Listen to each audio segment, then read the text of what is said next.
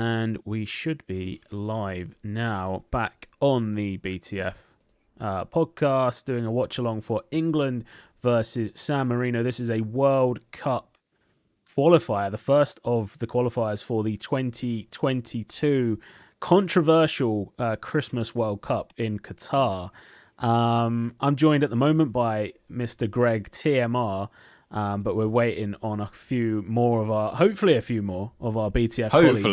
Hopefully, yeah. We're not sure at the moment what the actual what the register is going to be like today, but yeah, there should be a few more joining us soon. But yeah, Greg, how are you doing? Yeah, not too bad, Dan, mate. Not too bad. Lots happened in the last couple of weeks that we've sort of taken a bit of hiatus in terms of football. Football's crazy. Football's been mad, yeah, and a lot of external stuff going on, which I'm sure we'll get into. But yeah, it's hard to get up for England really at the moment, especially in a game like this against San Marino, when you can sort of guarantee a good game from our perspective. But even then, you should be excited by the prospect of loads of goals. But with this England side, it's just, I mean, personally, I find it really difficult to get up for this because there's just no dynamism with Southgate. I don't know about you. How do you feel about this game? Yeah, it's a weird one. Like every time you play San Marino, it's like you say, it's sort of, guaranteed a win. I think it's probably the safest you can ever be to saying that you're guaranteed a win. Right. But at the same time, a great performance today doesn't say a hell of a lot about. That's what I mean. England. Yeah, you can't gauge anything from this. So. Yeah, it's not the there's better fixtures probably on even tonight. I think Northern Ireland are playing Italy. I might actually just pull up the fixture list. We'll go through the starting lineup in a second, and you can see on screen the BTF boys predictions. But yeah, I completely agree with you about being excited for this or not. I'm hoping that we see, some of the players really kind of attack this game, because I think there's so much competition for this England squad. I think we have one of the best squads we've had of personally of my lifetime. I was looking at the weekend. Actually, I was looking today for a video that I'm doing at the weekend at the England squads since like 95 and onwards. And what the hell is this? This is an LG advert using Captain Tom. The squad's obviously like from 95, it sort of peaks around maybe like 2003, 4 through to like 2006. And then after that, like the 2010s, we had some really shitty squads and bad lineups and like players that you just think like they wouldn't even get a look in anymore. Yeah, for sure. I think the big one missing today for me is obviously Grealish. John Aldinho's running late. That's fine. He'll be with us eventually. But yeah, I think we got so many options now. Okay, so it's not an LG advert. They're filming the big screen at Wembley, and it happens to be. Right. I see. An LG screen, which I think, has it always been a LG screen at Wembley? Not that prominently. I've never noticed a logo, so that's real product placement. It seems insensitive, doesn't it, to have massive product placement under a dead war veteran. Yeah. It doesn't surprise me though. Looks like Raheem Sterling is captain this evening. Yeah, how was he? I've heard a lot of conversation from. I mean, he's lucky to get into this England squad at this point. And that's how dense our squad is at the moment. That Raheem Sterling this season, the way he's been playing, it's a surprise even to see him. And I think you're right. I think this is it's such a shame because I think this is sort of that golden generation for England players. Yeah, I've got no faith in the manager to tactically go out and perform well. I've got no faith in him that. It just doesn't seem inspiring to me. I don't know if you've got any more insight. I mean, it's a shame Neil, I don't think, can join us this evening. But Neil Neil would be the devil's advocate, I think, in that argument in terms of Southgate. Sticking up for Southgate. Right.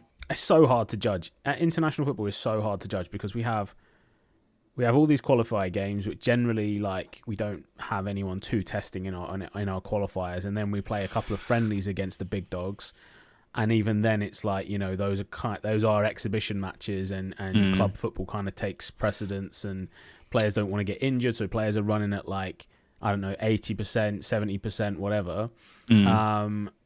So it's only really when it comes round every 2 years, every 4 years, whatever, to the big tournaments, that we find out what we're made of. That's the problem. I couldn't even tell you really where we're at the moment.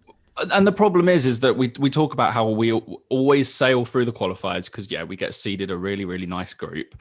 And then we play exhibition games. And obviously you've got, mid-season, all of that. It's not really the most prominent thing on their minds. These players, for the most part, bar Jadon Sancho and maybe another one that I'm forgetting, they all play in the English Premier League at the highest level of football, competing under Jose Mourinho, Jurgen Klopp, Pep Guardiola. When it comes to a big tournament, they should be able to not even need a manager to rally them, really, just to be able to know this is a big football match and I'm wearing the country's badge and we've got to perform here. And it just seems that we just don't in those big games. You go back to the World Cup just gone. When we came up against our toughest opponents, we looked shit. We looked really bad. I mean, do you know what I'm saying? It's Belgium, like, wasn't it? Peak Belgium team that we came. Of course, up against, but you look at the players that we've got, and we should be a fear factor for. We all play in the same league. We all understand the kind of our kind of. There's national anthem on. Should we be standing, or if it was a bit? Maybe not at the moment. It's hard to get into it when it's muted. No, I just see agree. where I'm coming from. Yeah. Oh, there he is, Harry Kane. Are you? So, where are they going along the camera line at the moment? For you? Oh, they're just on the England flag, and now we're on to Raheem Sterling. God, he's a short man, isn't he? Okay, so you're about a second or so ahead of me. That's fine. Okay, I'll run reaction. through the. We won't really dwell on the San Marino lineup, but we'll run through the England lineup. We got Pope gets a starting goal, then Reece James and Chilwell, right and left backs respectively. Then Connor Cody gets a start in a back four alongside John Stones, which will be interesting. Obviously, Cody used to playing in that 5 for Wolves. Then Calvin Phillips in the Yorkshire Pirlo role there in the midfield, joined by James Ward-Prowse, Mason Mount ahead of them. Then we've got Raheem Sterling, Jesse Lingard and Dominic Calvert-Lewin up front. Now, is that still uninspiring? You still not digging that team? I mean, see, Ward-Prowse has been performing very well this season, hasn't he? So it'd be good to see him perform well and, make a bit of a case for himself. Mason Mount's very exciting at the moment. I do like him. But yeah, man, it's like it's the game, it's the occasion, I think. If this team was playing in a World Cup, and I think that the surrounding circumstances as well. If I was in a pub watching this game, I wouldn't even be able to read the team sheet off the screen, to be quite honest with you, Dan, at this point. But, it's San Marino, England, isn't it? Yeah, I mean, I think I might actually just make... They're good players, and I'm looking forward to them making a case, because there's players on this team sheet today that deserve to be within our squad that... I hope that they give Gareth Southgate a bit of food for thought, because he tends to go for, if you play for Tottenham, if you play for Man City, you're guaranteed. But if you're seeing Ward-Prowse getting a chance at Southampton, I hope that it makes Gareth Southgate's job a little bit more difficult. I mean, I would argue with this starting lineup, everyone bar... I don't think Cody's had an amazing season. We do have a minute's silence here we should probably observe. Yeah, of course. Yeah.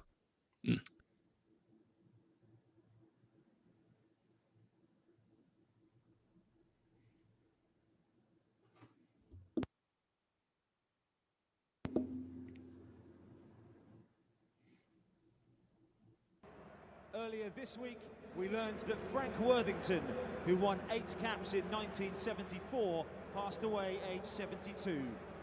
At the turn of the year, we mourned the loss of former England captain Colin Bell, MBE, who represented his country at the 1970 World Cup, winning 48 caps in total, and Peter Swan, a veteran of 19 caps. We send our condolences and will now celebrate their lives with a period of applause.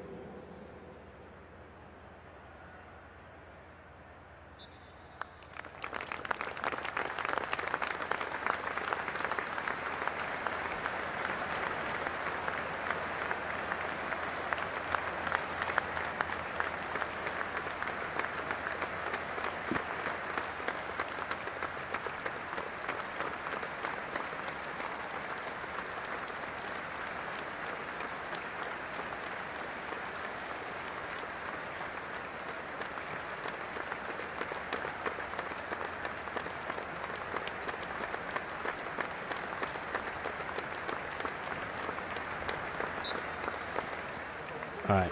Wasn't sure whether to clap there into the microphone, but right, that was nice touch. Do you see the lyrics there as well? They got the "We're singing for England" motif. Oh, really? Up Three there. lions on the shirt. Yeah. You know what? Speaking of the shirt, I quite like our kit. Yeah. I go with it. The blue I one. We're in blue. It confused me for a little minute. I was like, hang on, is that Raheem Sterling playing for San Marino? Yeah. But no, yeah, it's our kit. Right. So Johnny Mills is going to join us as well shortly. Oh, here he is. So we will have him involved as well. I'll quickly run through the predictions we've got in. Yes. So we've got Boothie saying 6-0. I'm saying 6-0 as well, and I think John Miller is also saying 6-0. Neil's on a 4-0. You've got 7-0.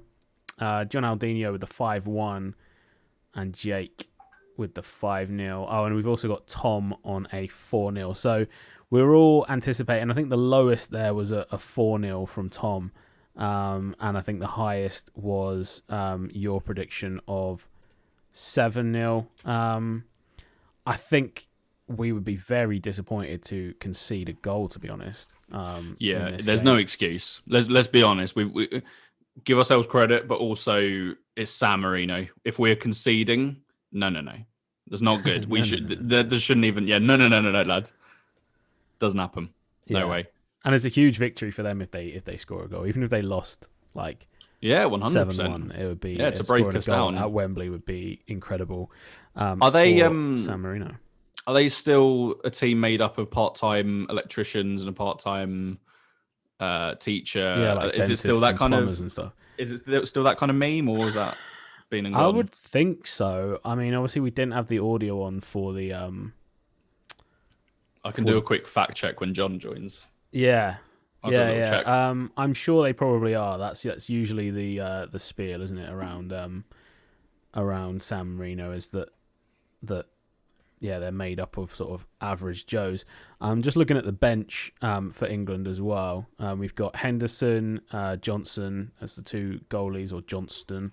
Harry Kane, Eric Dyer, Tyrone Mings, Luke Shaw, Kieran Trippier, Declan Rice, Phil Foden, Harry Maguire, Ollie Watkins, and Jude Bellingham. I would like to see game time for those last two today, 100%. as well as Phil Foden.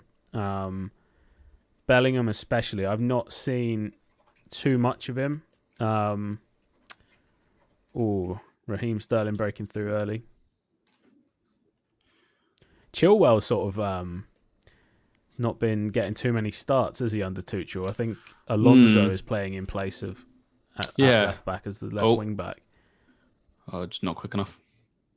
Sterling, you're literally a couple of seconds just ahead of me. Oh, I might. Oh, okay.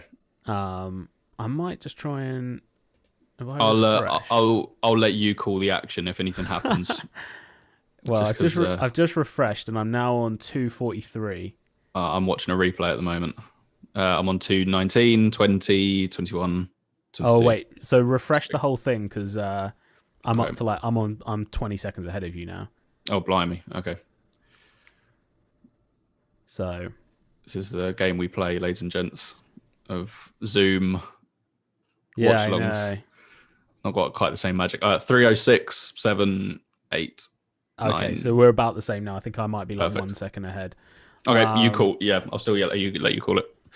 Yeah, nice one. Right, let's see if any of our co-hosts are ready yet. No. But yeah, I mean, it's an attacking start from England, isn't it? It looks 100%. 100%. I wonder if if you're a San Marino player, do you look forward to these fixtures, or is it like? I think you kind of accept here we go it again, or what? I suppose you kind of accept it for what it is. Do you know what I mean? Like you just go out for a bit of fitness, and I think that there's less pressure. So it's just let's just have a good game, have fun, see what happens. Yeah, and especially if you are like part-time this, part-time that. Imagine if you go into work on Monday and it's like, oh, you played against Harry Kane or whatever. You swap shirts with so and so. Yeah. It's more the occasion. It's like Marine. Marine versus Spurs. It's like. Never going to happen, but yeah, let's have a good time about it. I think Mason Mount is so good. Man, he's great. I was never a like Mount believer in the beginning when he first started getting into the Chelsea team, but I think he's stepped up so much in the last year. Yeah, I've got a lot of time for him. I think he's like one of the first. Obviously, Harry Kane. I just dropped my ice. Hang on 1 second. All right, no worries.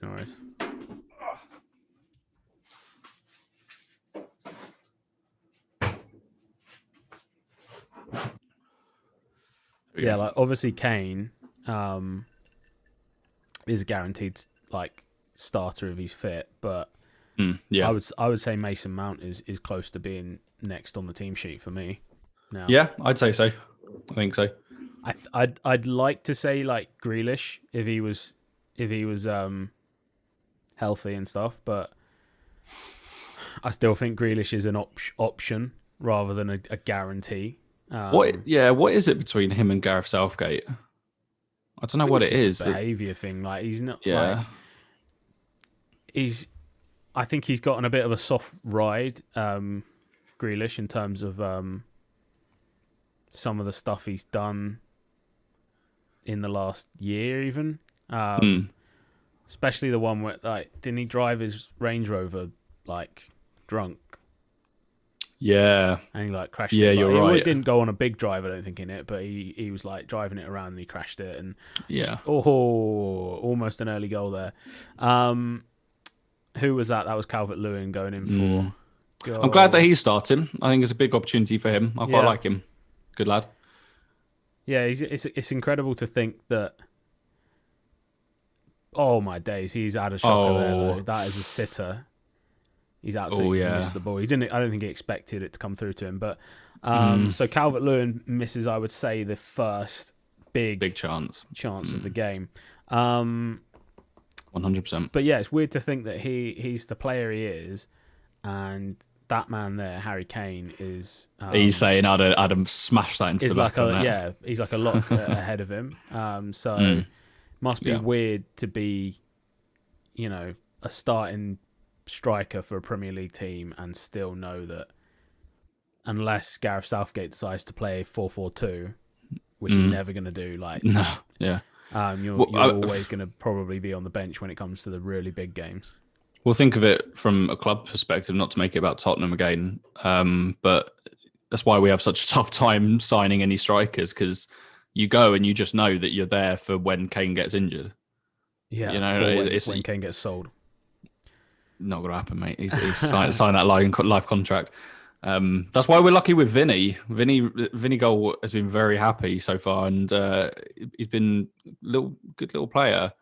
Yeah. He's a poacher, and I like him. But I think we are trying to sign him. I think because obviously it's a loan to buy, but the buy is about 36 million. I think believe he's trying to get it down between 17 and 22 million, which I think is very doable. But yeah, I'd love to see him stay. I think he's been a good little player when he has been playing. Yeah, I think he does seem good. Like you say, it's so hard though to recruit to that. 100%. To the back to the. Oh, there's a big ball. Well. Was that Sterling? Yeah, Sterling, isn't it? Not the most prolific header of a ball, Raheem Sterling, but still, it's a peach of a ball. Yeah, right on you the should plate for him. He should you be putting you that practice away. those. You practice those in training every day. 100%. Great ball from Lingard. Great ball from Lingard. Yeah, just Jesse Lingard, like, what a turnaround for his career at the moment as well. Has it been a turnaround, or was he just like? Has he always had that in him? It's just United just were not playing. Like he wasn't playing, was he? So do you think if Ollie did play him, he would have performed well under United, or do you think it's Moyes' impact? Or oh, here we go, another attack. I think a couple of things. Ball into the box. England are going to get like 7 goals here. The way they've started here. Yeah, I think it was a combination of things for Lingard and Man United. I think he lost his confidence, or he had personal issues or personal life kind of things that he had to deal with. Right. And that kind of knocked him enough to take him out of the starting lineup and out of the kind of system that Ollie had. And then, no problem, John Adinho said he'll be here as soon as possible. And then I think from then on, it's... I think it was just like trying to get back into that United system. And like once you sort of... I don't know, because he just wasn't getting game time, was he? Just wasn't playing, yeah. But like you're right, he probably actually, in all truth, that player's been there the whole time, and it's just a case of like he wasn't getting the minutes to actually perform. But it is good. It's good to see him now, getting a solid run of games. We seem a bit hasty here with our the game plan definitely seems to be play it fast and direct. Very profligate in front of goal. Defenders are not going to be able to keep up with these super. Like if Sterling controls that well, it's a hard one to control. He's not thinking about the control. He's thinking about the goal he's going to score, isn't he? There, he's not thinking A, B, C. He's jumped a few steps. Yeah, we're very, very profligate in front of goal. Which, I mean, at least, as San Marino, we are going to eventually crack them. But yeah, I think we'll get. I think your prediction at the moment, just based on this first 10 minutes, is looking pretty good. Yeah, 100%. And there's going to be a few players if they get a chance in the second half. Do you think? I could see Ollie Watkins getting a couple of debut goals if he gets a chance. Oh, big save from Calvin Dragon. Is that Lingard? Is that a Lingard shot? Yeah. Blimey. I wasn't quite going in the corner, but that is a big save. It's a good save, yeah. For sure. But this is the thing, it's just we're just going to be battering them. It's going to be shot after shot after shot. So... I think that it's important, as it is. I think we've mentioned, haven't we, that it is a World Cup qualifier. Yeah. So goal difference will make a huge difference in this. So it's not. Yeah. We will want to get, if we can get 7 goals, we'll want to push for 8. Do you know what I mean? Because True. I think that, especially when you've got, blimey, what was? I don't know about that corner. Trent number there. Yeah, because obviously you've got Poland in this group, which are arguably our biggest threat, really, with Lewandowski up front. Mm-hmm. So I think. Because it's only the top team, isn't it, that automatically qualifies for the World Cup? In the groups, I heard. I think so, yeah. And then everyone else goes into one of those like playoffy type. Yeah, which games. we should be getting that first spot. Yeah, no question. Oh, good ball. It's a great ball in. Oh my days. Oh my god, fuck me, man. John Stones this time. So we could have had 2 or 3 early doors easily. Here. I'm going to predict that England score a goal on 17 minutes. Do you think? Like the 18th minute, so like 17 something. That's my prediction. That's 2 sitters really there. You just need to put your foot in the right place for that. You don't even need to put any power on it. Yeah, that wasn't good. Not at all.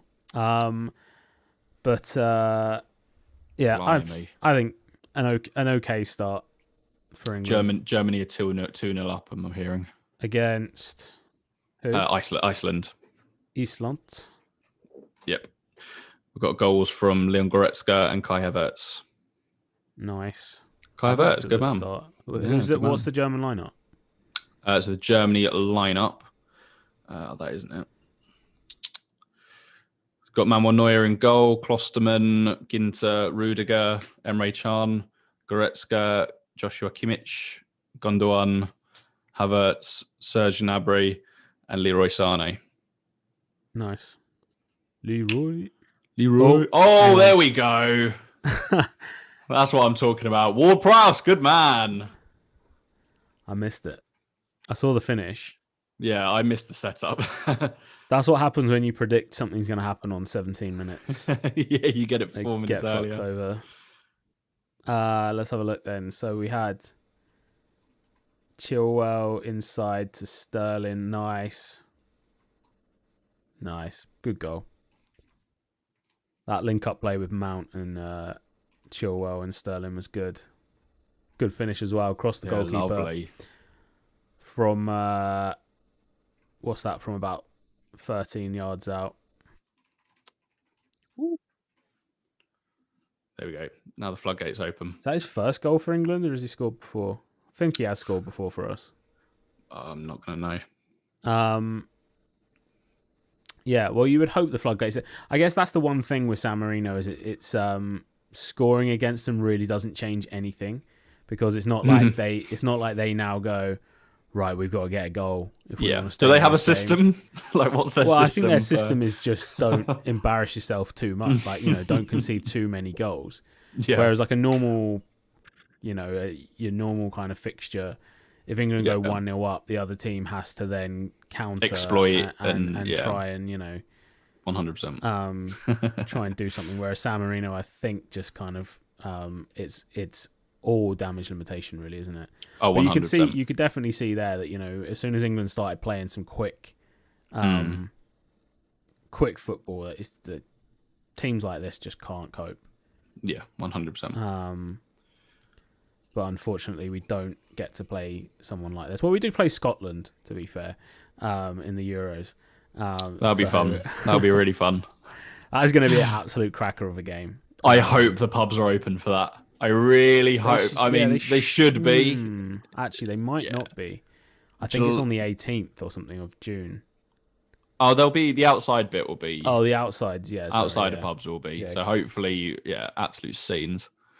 Yeah. That is for me. That is the best bit about international football. Is the tribalism of club football is sort of left at one side for a minute, and everyone in a pub is cheering for England. Yeah. It's that kind of thing. I think the good thing with a pub is that everyone's there to actually. Yeah. Even people that don't follow football, watch football, when England scores, we're all getting up. Yeah, true. Johnny Mills said he loves, did he say love or like? Said he does like James Ward-Prowse, JWP. I think he's a great player. I mean, he's one of the best technicians, or dead ball specialist. Incredible. Might be the best in the Prem. There's someone at Wolves, isn't there? Is it Neves? Oh, Ruben Neves. I think. Maybe, Ruben Naves or whatever the guy calls him. Oh, what? On FIFA. FIFA, yeah. Derek Ray. Ruben Neves. Yeah, that's it. Oh, could we get another goal here? No. But yeah, who else in the Premier League is a? Gareth Bale on his day.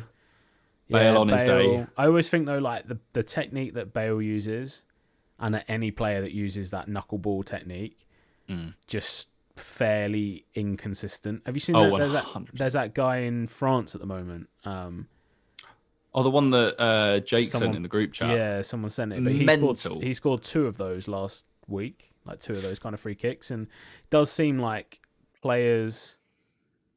It's more of like a muscle memory type goal that you can score. For sure. Because you do find that like once players,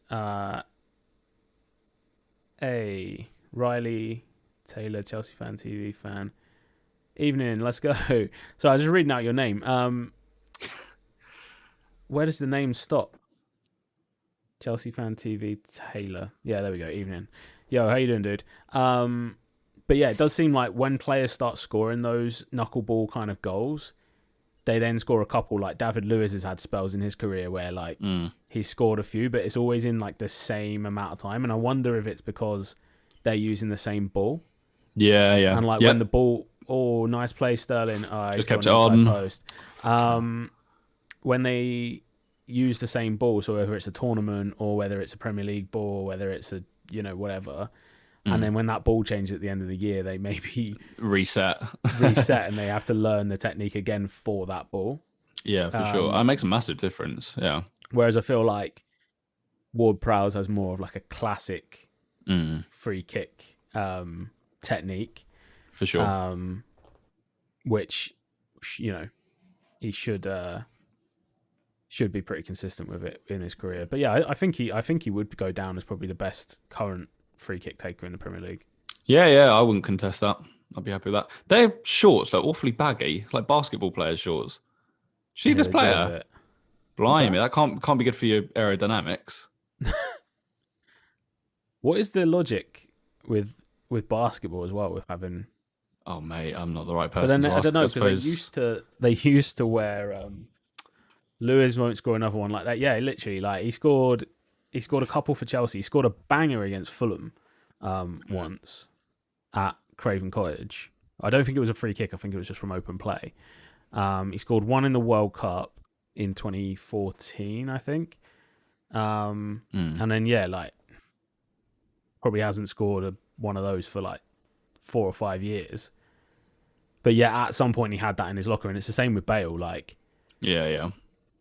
Bale can do it like every now and then. It's like he remembers the technique, but it's not a consistent style. Oh, and it always feels like the more time... Johnny Mills is giving it the old spoilers here in the chat, saying it's 2-0. Oh, come on. None of that. We're on that netting. We're on that behind. We're on 2016 at the moment. It is mental. I only realised it like a couple of months ago or something. It is mental, the delay between I think you wouldn't think. In part, it must be... censorship or something, is it? Or in in case anything goes wrong. Of put people off doing this. That's a great ball in. There we go. How about that? What a surprise. Johnny Mills is watching it on that on the aerial reception in his house. On his old black and white wind-up TV. But there we go. Calvert-Lewin gets his goal today. Calvert-Lewandowski. So who was that? It's another good ball in from Reece James, was it? Yeah, he just looped it up. There's no contest there, is there, in the middle? I don't know if you'll have the answer for this, but is there VAR in international World Cup qualifiers or friendlies, or... Because some nations don't use it, I suppose, so it may not be fair. My instinct would say yes, but definitely there must be. But yeah, check it for us. In international. Oh, do you see the German team wore shirts saying human rights? Oh, really? Before the game, while they were lining up. Is that in... Probably in solidarity with like the Norway team and stuff. Johnny Mills is on the way, which is good. Love that. Yeah, the Qatar World Cup is going to get a lot of... Okay, I see what you mean. I see where you're coming from. I see the angle, yeah. Oh, VAR was in 2018 World Cup. Oh, yeah, it's 100% at the World Cup. Yeah. So it must be in the qualifiers. You'd assume. I would think so.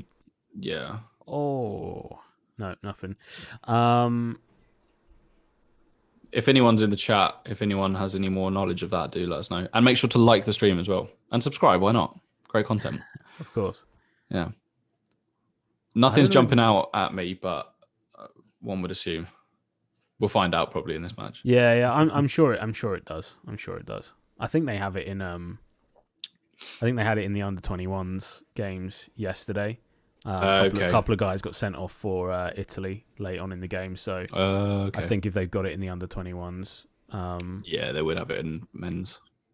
Oh, Mason Mount doing little tricks. So when Johnny Mills joins, 24 minutes into the game, he's just going to have to keep stum if anything happens. Oh, what a shot. What a save. Oh, blimey. Absolute rocket. Was that Chilwell? Yeah, it was Chile, yeah. All right, here we go. Jay Mills. God, yeah. Join in. Not bad at all. Ooh. Here he is. Yo. You good? Good evening, boys. Good evening. How's it going, dude? Good evening. How's it going? Yeah, not too bad, mate. Not too bad. We're winning the World Cup. Yeah. Confirmed. It's coming home. 2-0 up against San Marino. I think so, yeah. Yeah, it's coming home, mate. Coming home, mate. So, John, have you got it on the TV, yeah? I do, but I can press pause and wait. That's a big shout, actually. Yeah, I can just press pause. So what minute are you on now? So we're on 24:17, roughly.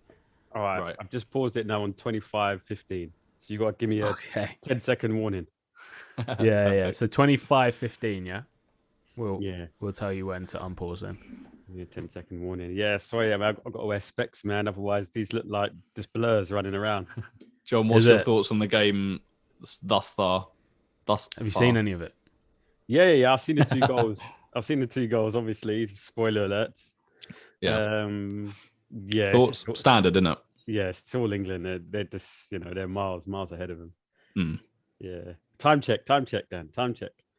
So we're on 24:59. Okay, so they've just put a coach thing up. All right, here we go. So I'll tell you when it's 10 and then I'll count down. So it's 10 now, 11, 12, 13, 14, 15. There we go.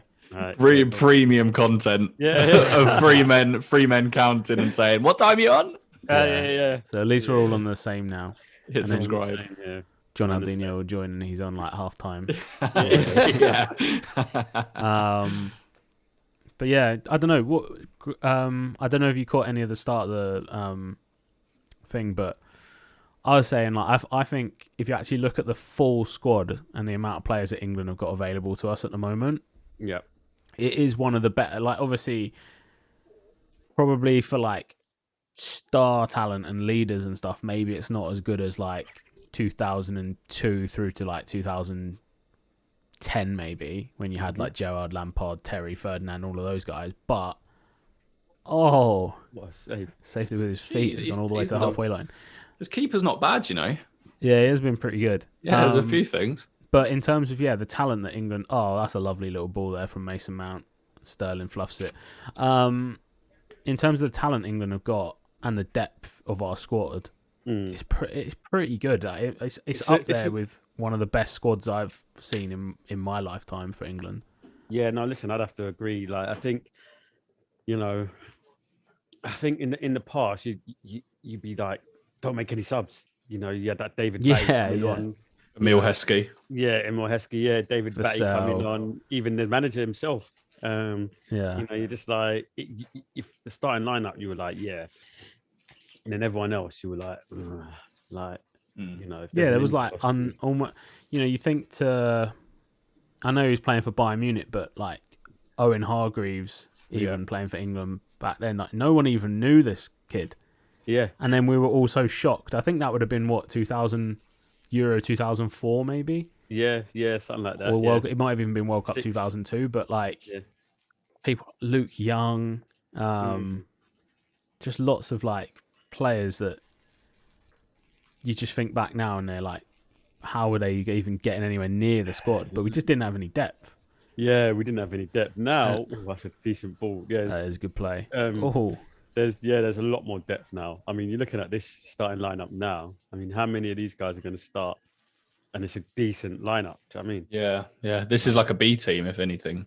Yeah, exactly. Like James Ward-Prowse will get into quite a lot of the teams outside of the top 6, top 8. Oh, I'd take him at Tottenham. Yeah. No, I mean like World Cup. Yes. Yeah. 100. Oh, 100%. Playing. Do you think that to be cynical for a second, as is sort of my duty on the show, do you think that it's a little bit of a problem to have that much depth, in a sense? You asking me? It's just out there. Yeah, John, you go first. No, I don't. I think it's there's going to be, but there's always been depth in areas, maybe not all over like there is now. Right. For example, you look at someone like Ian Wright. I mean, you'd have to fact check, but I can't imagine that he's got more than 30 caps. For England, and there's always going to be people that miss out, like good players, right? That miss out. That's just the way the cookie crumbles sometimes. But I just think it's a good thing to have that. It just, all you need now is the manager to make the right decisions. So now, if we don't make the semi-finals now, or like the quarters, you have to blame the manager because we've got the talent. Yeah, 100%. Like we got the talent. Like we got look, we got. What, 2 teams in the quarterfinals of the Europa League, 3 teams in the Champions League. Do you know what I mean? Like, where we've got the talent. Yeah, of course we've got some foreign players in there, but there are some English players. I mean, there's no Saka playing tonight as well. I mean, we've got the talent. So it's just he's got to pick the right team. They need to play with confidence. Is Saka injured? Yeah, he's injured, but I think Southgate he might play the next game. I think. I don't think it's serious. Right, okay. So he's with the squad. But I think so. Yeah, he hasn't been sent back. I think I heard that on the radio. All right. Yeah, like Sterling's an odd one. I rate him, but I just think he's got something missing. Oh, that was a poor ball from the goalie. Mount picks it up. Sterling out on the left, cuts inside. You got to score, Raheem. Yeah. Commentators curse. Yeah, totally. But I John, completely good even analysis. then, that shot. No, I got done there. He done me right. But you're not wrong though. Yeah, I said it a few times in this stream. It's like that he's getting ahead of himself, and a player like Raheem Sterling at the point that he is now, he should be doing exactly this kind of thing. Perfect. That's beautiful. That is beautiful. You can see from the celebration that he sort of needed that, like, finally. Yeah, even that though, if it doesn't deflect, the keeper saves that. He's staring at the ball, isn't he? He doesn't even look up. Yeah. That's what they always taught me. Look up, look up. I know you just got. He's hit it. It's gone in. But do you know what I mean? I think technically he's good. I just think he might just be shooting. I think his shooting sometimes is a bit nuts. Right. There's an anecdote. I think David Ginola, he went into I can't remember who he was training with, but he was talking to a journalist and he went up to him and he was like, up, chin, chin, chin. Everyone in England always with their chin down. I say up, up, up. And we'd go around the players and he'd always like tap them on the chin. Yeah. I see that. He's a good player though, and Pep's done amazing for him. And he has to start really. He really does. But I wouldn't want the last chance to kick off a game to like not make it go to extra time against Croatia or something. I wouldn't want it to fall to him. Right. Yeah, just dragging it wide. 100%. Too like what was that? Rag and just dragging it wide. He missed a sitter, didn't he, for City last season in the Champions League? Like in the last minute or something, he put it over the bar. Leon. Yeah. Is that what it was? Yeah, I think so. Oh, God, that would have been a whoa. Oh, that would have been just a wow. Oh, that's a debate. Calvert-Lewin. I would have, as well, I have to say about Kane, as much as I'll defend him to the back of the end of the earth, that composure with him sometimes is lacking. It's exactly that kind of thing of like in the last minute of a game, I wouldn't trust him to. I mean, I go back to that game against Zagreb. We all know that shot that he just should have put away. Every day of the week, any other minute of the game. Wait, who are you talking about? Harry Kane here. Oh, Kane. All right, okay. Kane should have put that away. And I feel like sometimes he just loses his head in the last couple of minutes of the game when he sort of needs to score. So I sort of see where you're coming from with Sterling as well. Yeah, but I still think we got enough, man. Oh, yeah. I'll blame the manager whatever happens, you know me. But yeah. I'm hoping this is his last big tournament. Fuck me. I don't know. I don't know if it will be. I think with the Qatar World Cup being only a year on, fucking hell, yeah, I think right. whatever happens at these Euros, there's no way they're sacking Southgate. Yeah, you're right. Because maybe if it was 2 years, or it would have been 2.5 years, pretty much. But it's only going to be 1.5 years. I just don't think that's enough time to get someone else in, and I don't even know who else would. I feel like there's not that many. Yeah, who'd you? We sort of talked about it before on one of the podcasts, but like, international management's become a bit of a weird thing because you've almost got like international management specialists and former like players for international teams. This is a good play. Oh, what a ball across! It's not there. It's not there. It's unfortunate. But yeah, I don't really think there's anyone. I can't. Who would you rather have? Or maybe not rather is probably because you would say I'd rather have anyone. But like, who's realistically available to manage England? Yeah. Other than Southgate. Yeah. You know, I'd quite like to see. You know, I think a lot of people would quite like to see Wenger or someone like that. I knew you were going to say that. I mean, the first one that came to mind is Mourinho. Like, I wouldn't want someone like Mourinho as England manager, but when we sack him at the end of the season, that'd be perfect timing. When you know, I don't know if there's too many. Not too many England fans. Who's currently like the most Benitez? What's he doing? Yeah, he's a bit beyond it. Someone like that, maybe, but maybe he's a bit beyond it. But all right, San Marino in our box. Southgate out. Can't be happening. Nah. Yeah. You having a laugh? Chile on the run. Nice, good link up. This might be a goal, you know. Calvert-Lewin just bullying the centre back there. Gotta be. Between the two of them. Nice ball in. Fuck me. Who is that? Oh, it's Lingard. It's Lingardinho. Fucking hell. Unlucky. That is a weird shot, actually, that England one. Poor Chuck, poor Ben. Yeah, he's done an absolute shift there down the wing. Yeah, and he's put a good ball in as well. Lingard called for it as well, and he's absolutely fluffed it. Sick of that. It does. I think it skid up towards him. Oh, it's tough technique. He's tried to hit it on the half volley, isn't he? There, but okay, fair. He should have gone with the laces there. Yeah, sick of it. Lingard out. Does he make the squad? Lingard? Yeah. No. This is all a phase. This is a phase we're going through. Yeah. I don't know. No. Dan? I don't know. It kind of depends, doesn't it, on because if Grealish is available, I 7 days a week I'd rather have Grealish in the squad, even if Grealish isn't starting. I'd take him, and the question would be someone like maybe Mason Greenwood or someone like that. Would you take? And I'd take probably Lingard at the moment over Greenwood, but then I think Greenwood's in the under-21 squad at the moment. Which unless he plays really, really well, I can't really see him getting a call up to the men's team for the summer. Yeah. I don't know. It depends on what his form stays like for West Ham. But I mean, he's a senior player now. Really, he's a senior. Like he's 20. Probably must be 28. I know there's the whole joke about him being like 18 and being like a young lad and stuff, but. I remember.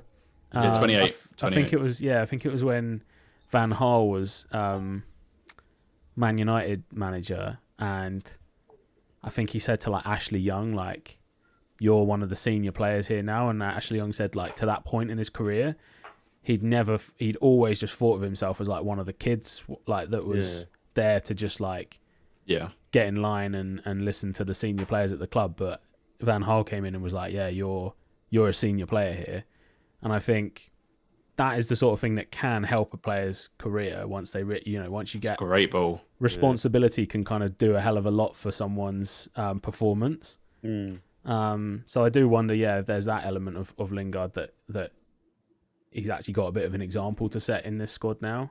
Yeah. But I don't know. Like, Oh, what a ball! What a pass! almost second commentator's curse of the game there. Yeah. Lingard. I've got a quick statistic here. Zlatan Ibrahimovic has provided an assist just 35 minutes into his first game for Sweden in over 4 years. Did Isak score? Sweden. No one cares about the goal scorer. It's all about Claesson. Victor Claesson. Cool. Not sure. Don't know him. Yeah, it's going to be all about the assist. Sweden 1-0 up against Georgia. Nice. From Love Island. Exactly that, yeah. How do I get all the scores up? International. Who was the guy that Kaladze? Was he from Georgia? Do you remember him for AC Milan? Kauka Kaladze or something like that. Kaladze. Yeah. That name. I think he was Georgian. Can't think of too many other Georgian players. Fucking hell. Don't you hate? I only ever very, very infrequently come up against them. Don't you hate the FIFA website? Like whenever you're trying to look at the draws or anything or the World Cup, it's the most fucking painful website to navigate. I just want a page showing me all the matches that are happening right now, but I'm looking at the 2019 game against Nambia versus Eritrea. Do you know what I mean? It's like yeah. I use Soccerway for most of my Soccerway. All right, sick. We're not sponsored. No. Germany are 2-0. Yeah. Moldova are beating Faroe Islands. Italy 2-0 up against Northern Ireland. Yes, I see.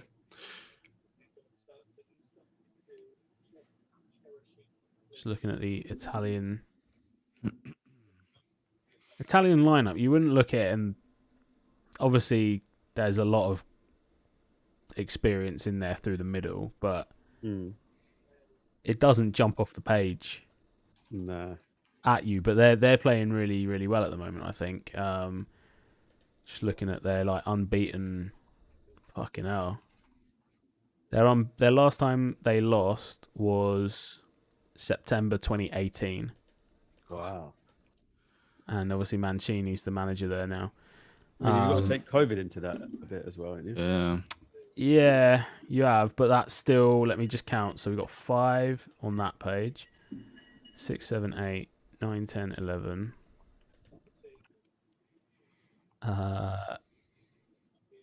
21, 20, 22 games unbeaten. Wow. And the last time they lost was in the UEFA Nations League against Portugal. They lost 1-0. And they were on like a stinking like run of form at that point. They'd only won like one of their last 10 or something at that point, and they had 21 games unbeaten. So they're going to be a force, I think, at the Euros. Yeah, and they They always are. That's the thing. They always are. Yeah, they play Turkey in their first game, then they play Switzerland, and then Wales in the group games. It's a tough group. It is a tough group, actually. The group of death, though, is the Portugal group. Yeah. It's Germany, France, and Portugal, as well as Hungary, I think, are all in the same group. So, like, Germany's first 2 games of the Euros, San Marino got a free kick here, if you're watching along with us. We are on 41 minutes, 55 seconds, roughly. Germany's first game, I think, is at the Allianz against France, and then their second game is Allianz against Portugal. Yeah, and then they play Hungary in the last game. Straight into the wall. Excellent.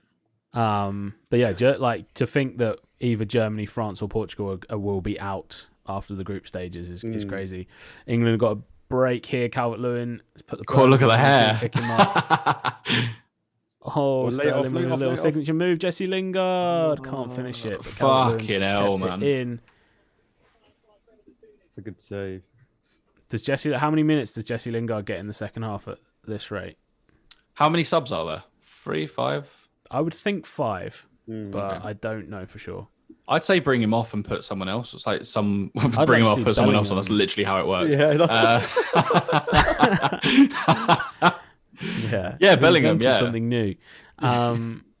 Yeah, what position Is he more in the central? midfield does Bellingham actually play?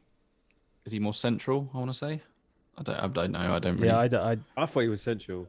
Okay. I didn't think he was a Always forward. set him flying.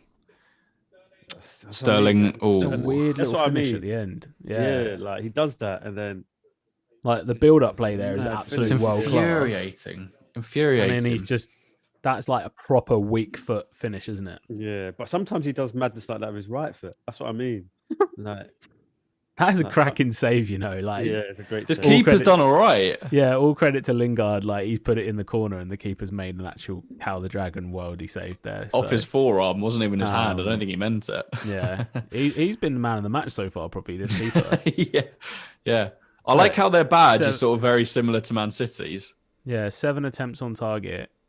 So he saved 4 of them. Yeah. Yeah. Yeah, their badge is a little bit similar to Man City. They got, I think it's on our stream. Yeah, circle thing, or like Wigan maybe. Rochdale. Winnash. Mason Mount with another cheeky ball. Calvert-Lewin tried to back heel it, cleared away. I think we're gonna have 1 minute of added time here. Yeah, probably not a lot. Yeah, just a minute. Yeah. I do like predicting added time. Added time in the first half as well is just always just done on vibes. I don't think there's any. Yeah. It's just like, how is this rhyme game or going? reason. Okay, Yeah. it's not really close. Exactly. One team's on the just defending for their life. Like we don't want to make them suffer for too long. But also we can't give no added time. But they might. There haven't been any stoppages. There's been goals. Yeah, maybe he's like not, a minute. He's just blowing up. Look. Damn it. Oh yeah. No time. Wow. Yeah, isn't it? Dead on them. Dead on. I love that. Wow. Yeah, that's a rarity. Good for him. That's Domingos. It's 3-0 to England. James Ward-Prowse, then Dominic Calvert-Lewin and Raheem Sterling with the goals. But I think 3-0 doesn't really flatter England that much. No. I think we could have. The goalie, the San Marino goalies, had a really good half there, and I think and bear in mind, we should have had 4 or 5 really in that half. Yeah, there were 2 sitters really, if we're talking honestly, For England. for England. Yeah, that we should have put realistically. Oh right, that we put away. missed. Yeah, Calvert-Lewin and John Stones. Yeah. Both more or less missed open goals. Yeah, because they don't count towards they're off target, aren't they? Those two. Exactly. Yeah, exactly. So they should have realistically gone in. Yeah. John Aldino says, "How many do you think England can score?" I still think they could get 8 if they made a couple of changes. Put in Ollie Watkins for the second half. I'd even like to see them put 2 up front. I'd like to why see not? Why not? Calvert-Lewin and Ollie Watkins up front. This is my thing with Southgate, right? But I he feel like won't. this is such a good. Yeah, he won't, because this is such a good opportunity to be like, let's try something different. What we're not going to concede 3 fucking goals, are we? Realistically, let's try 2 up front and see if it gets us another 7 goals. Imagine, like, wow, okay, we've struck a gold here. Do you know what I mean? It's like Southgate won't. He'll probably bring on fucking Harry Kane in the 70th minute or something like that. I feel just be a bit pragmatic. You know what, lads? Let's try this out and just see how we get on. Don't lose your heads, but just see if there's any opportunities. It does feel like it feels like one of them games where what's it called? Kane does come on in the 100% in the 70th minute and gets two goals. Yeah, because stat pad it. Why not? He's just been sat on the sideline just watching. Well, also you got to factor in fatigue as well for the San Marino team. Yeah. They're not used to playing at this level, defending at this level for so long. So that you'd think that there'll be more goals in the second half coming for sure. We got Murph in the chat. Murph, are you watching? He's a Scotland fan. Are you watching the Scotland game at the same time? Scotland-Austria, 0-0 at half-time. Shay Adams, obviously in the Scotland squad, is on the bench.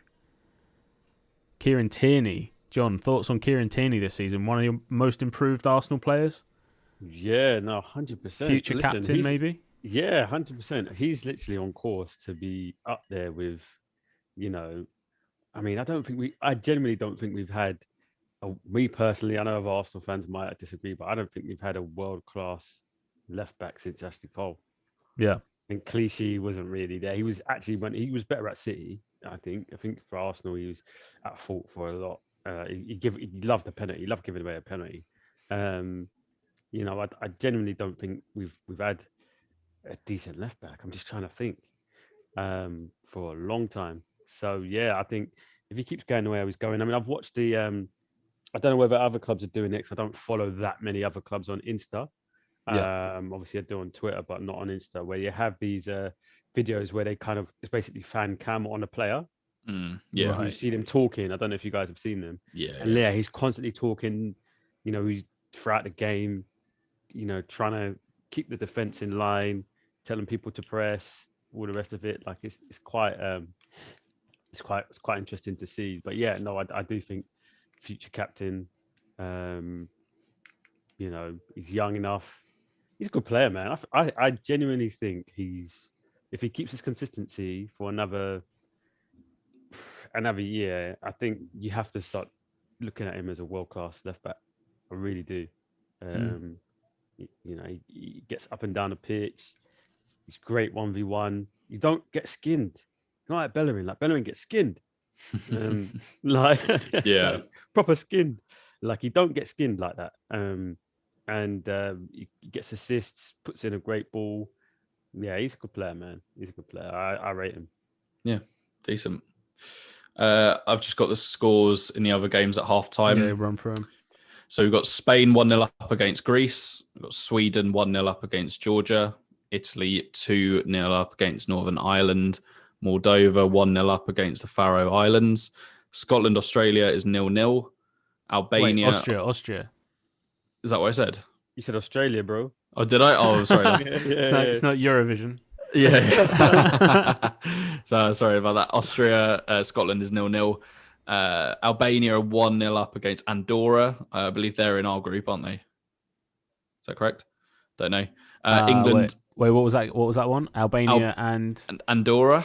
Are they the other teams in our group? I don't know. I don't think we get Andorra, and I don't actually know. Let me just. And then the other game, which I knew is in our group, Hungary are 1-0 up against Poland. Germany 2-0 up against Iceland. Liechtenstein and Armenia is 0-0. And Romania lead North Macedonia by 1-0. Yeah, North Macedonia are going to be in the Euros, aren't they, this summer? Yeah. I'm just finding out. I think we're in like the last. Yeah, it is Andorra. We got Andorra in our group as well. So there's a lot of. If I don't know where Harry Kane is on the England top scorers of all time list, but he's got an opportunity to jump up. Yeah, I would think so. It's games against Andorra and San Marino. Yeah, I think Andorra are obviously a lot better than generally a lot better than San Marino. I think they're defensively sound, but you know, England with the squad we've got should still be able to put 100% 4 goals, let's say, past sure. Andorra. So well, the results go in our favour because Poland are 1-0 down at the moment against Hungary, so it's looking good for us so far. Well, like I say, that group of death in at the Euros, yes, with Hungary joining, you know, France, Portugal, and Germany. Is quite incredible. That Hungarian team as well, I think, is unbeaten in quite a long time. I'm just looking now. They're unbeaten in their last 6. And yeah, I think they could potentially upset one of those teams, I think, at the Euros. Harry Kane is 6th, by the way. He's 21 goals behind Rooney. Only 21 goals behind. That's doable, yeah, you know. Definitely doable. Jeez. It's a weird one because... Should we do Harry Kane chat? There's a lot going on with Harry Kane. Should we do a bit of chat? Yeah, let's do it. Let's do some Harry Kane chat. I'm thinking of the YouTube clips. Yeah, go for it. Okay, so in the last week, there's been a lot of chat about obviously after the Dynamo Zagreb disaster, a lot of chat about Harry Kane's future at Tottenham, and Dynamo Zagreb disaster. in relation to this, David Ornstein, who's quite a reputable journalist, I'm led to believe, sort of flip-flopped within the space of about 48 hours between saying Harry Kane will move on in this summer transfer window, and then he came out and said, "Oh no, I've spoken to a lot of contacts close to Harry Kane, and it seems like he's going to spend the rest of his career at Tottenham." Now, at face value, it sounds like he's flip-flopped, but also you can look at that and think he wants to leave, but Daniel Levy's going to stick a 120 million price tag on him and no one's going to want to pay it. So he has to stay.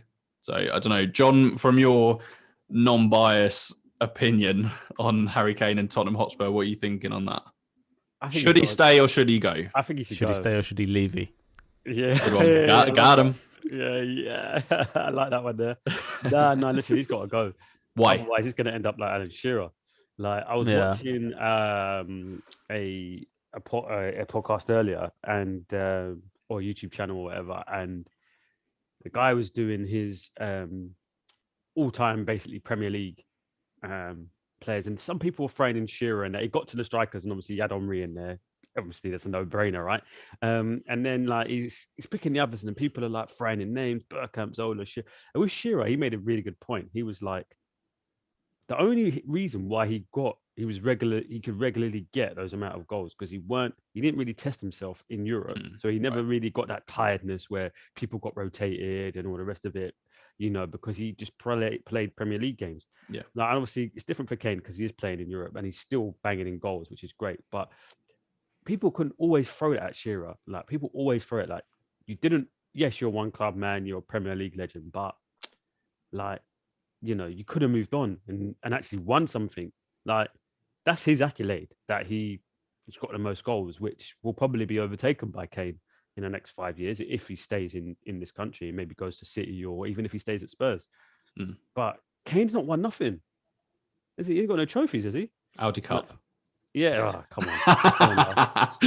Emirates Cup and Audi Cup and all that. Like, forget all that. Yeah. Like, no, I see where you're coming from. If he doesn't mind about being that player, he loves Tottenham and he wants to go for that target. And if he knows if he stays at Tottenham, he's going to play.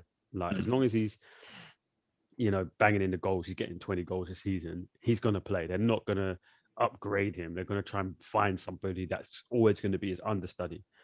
And that's cool. But if he actually wants to be like, when I retired, boy, I won the Premier League, I've got a couple of FA Cups or whatever, he's going to have to go, because that Spurs team, if they don't win something soon, players are going to start getting on a bit, and, the defense is already, Alderweireld, he's no spring chicken.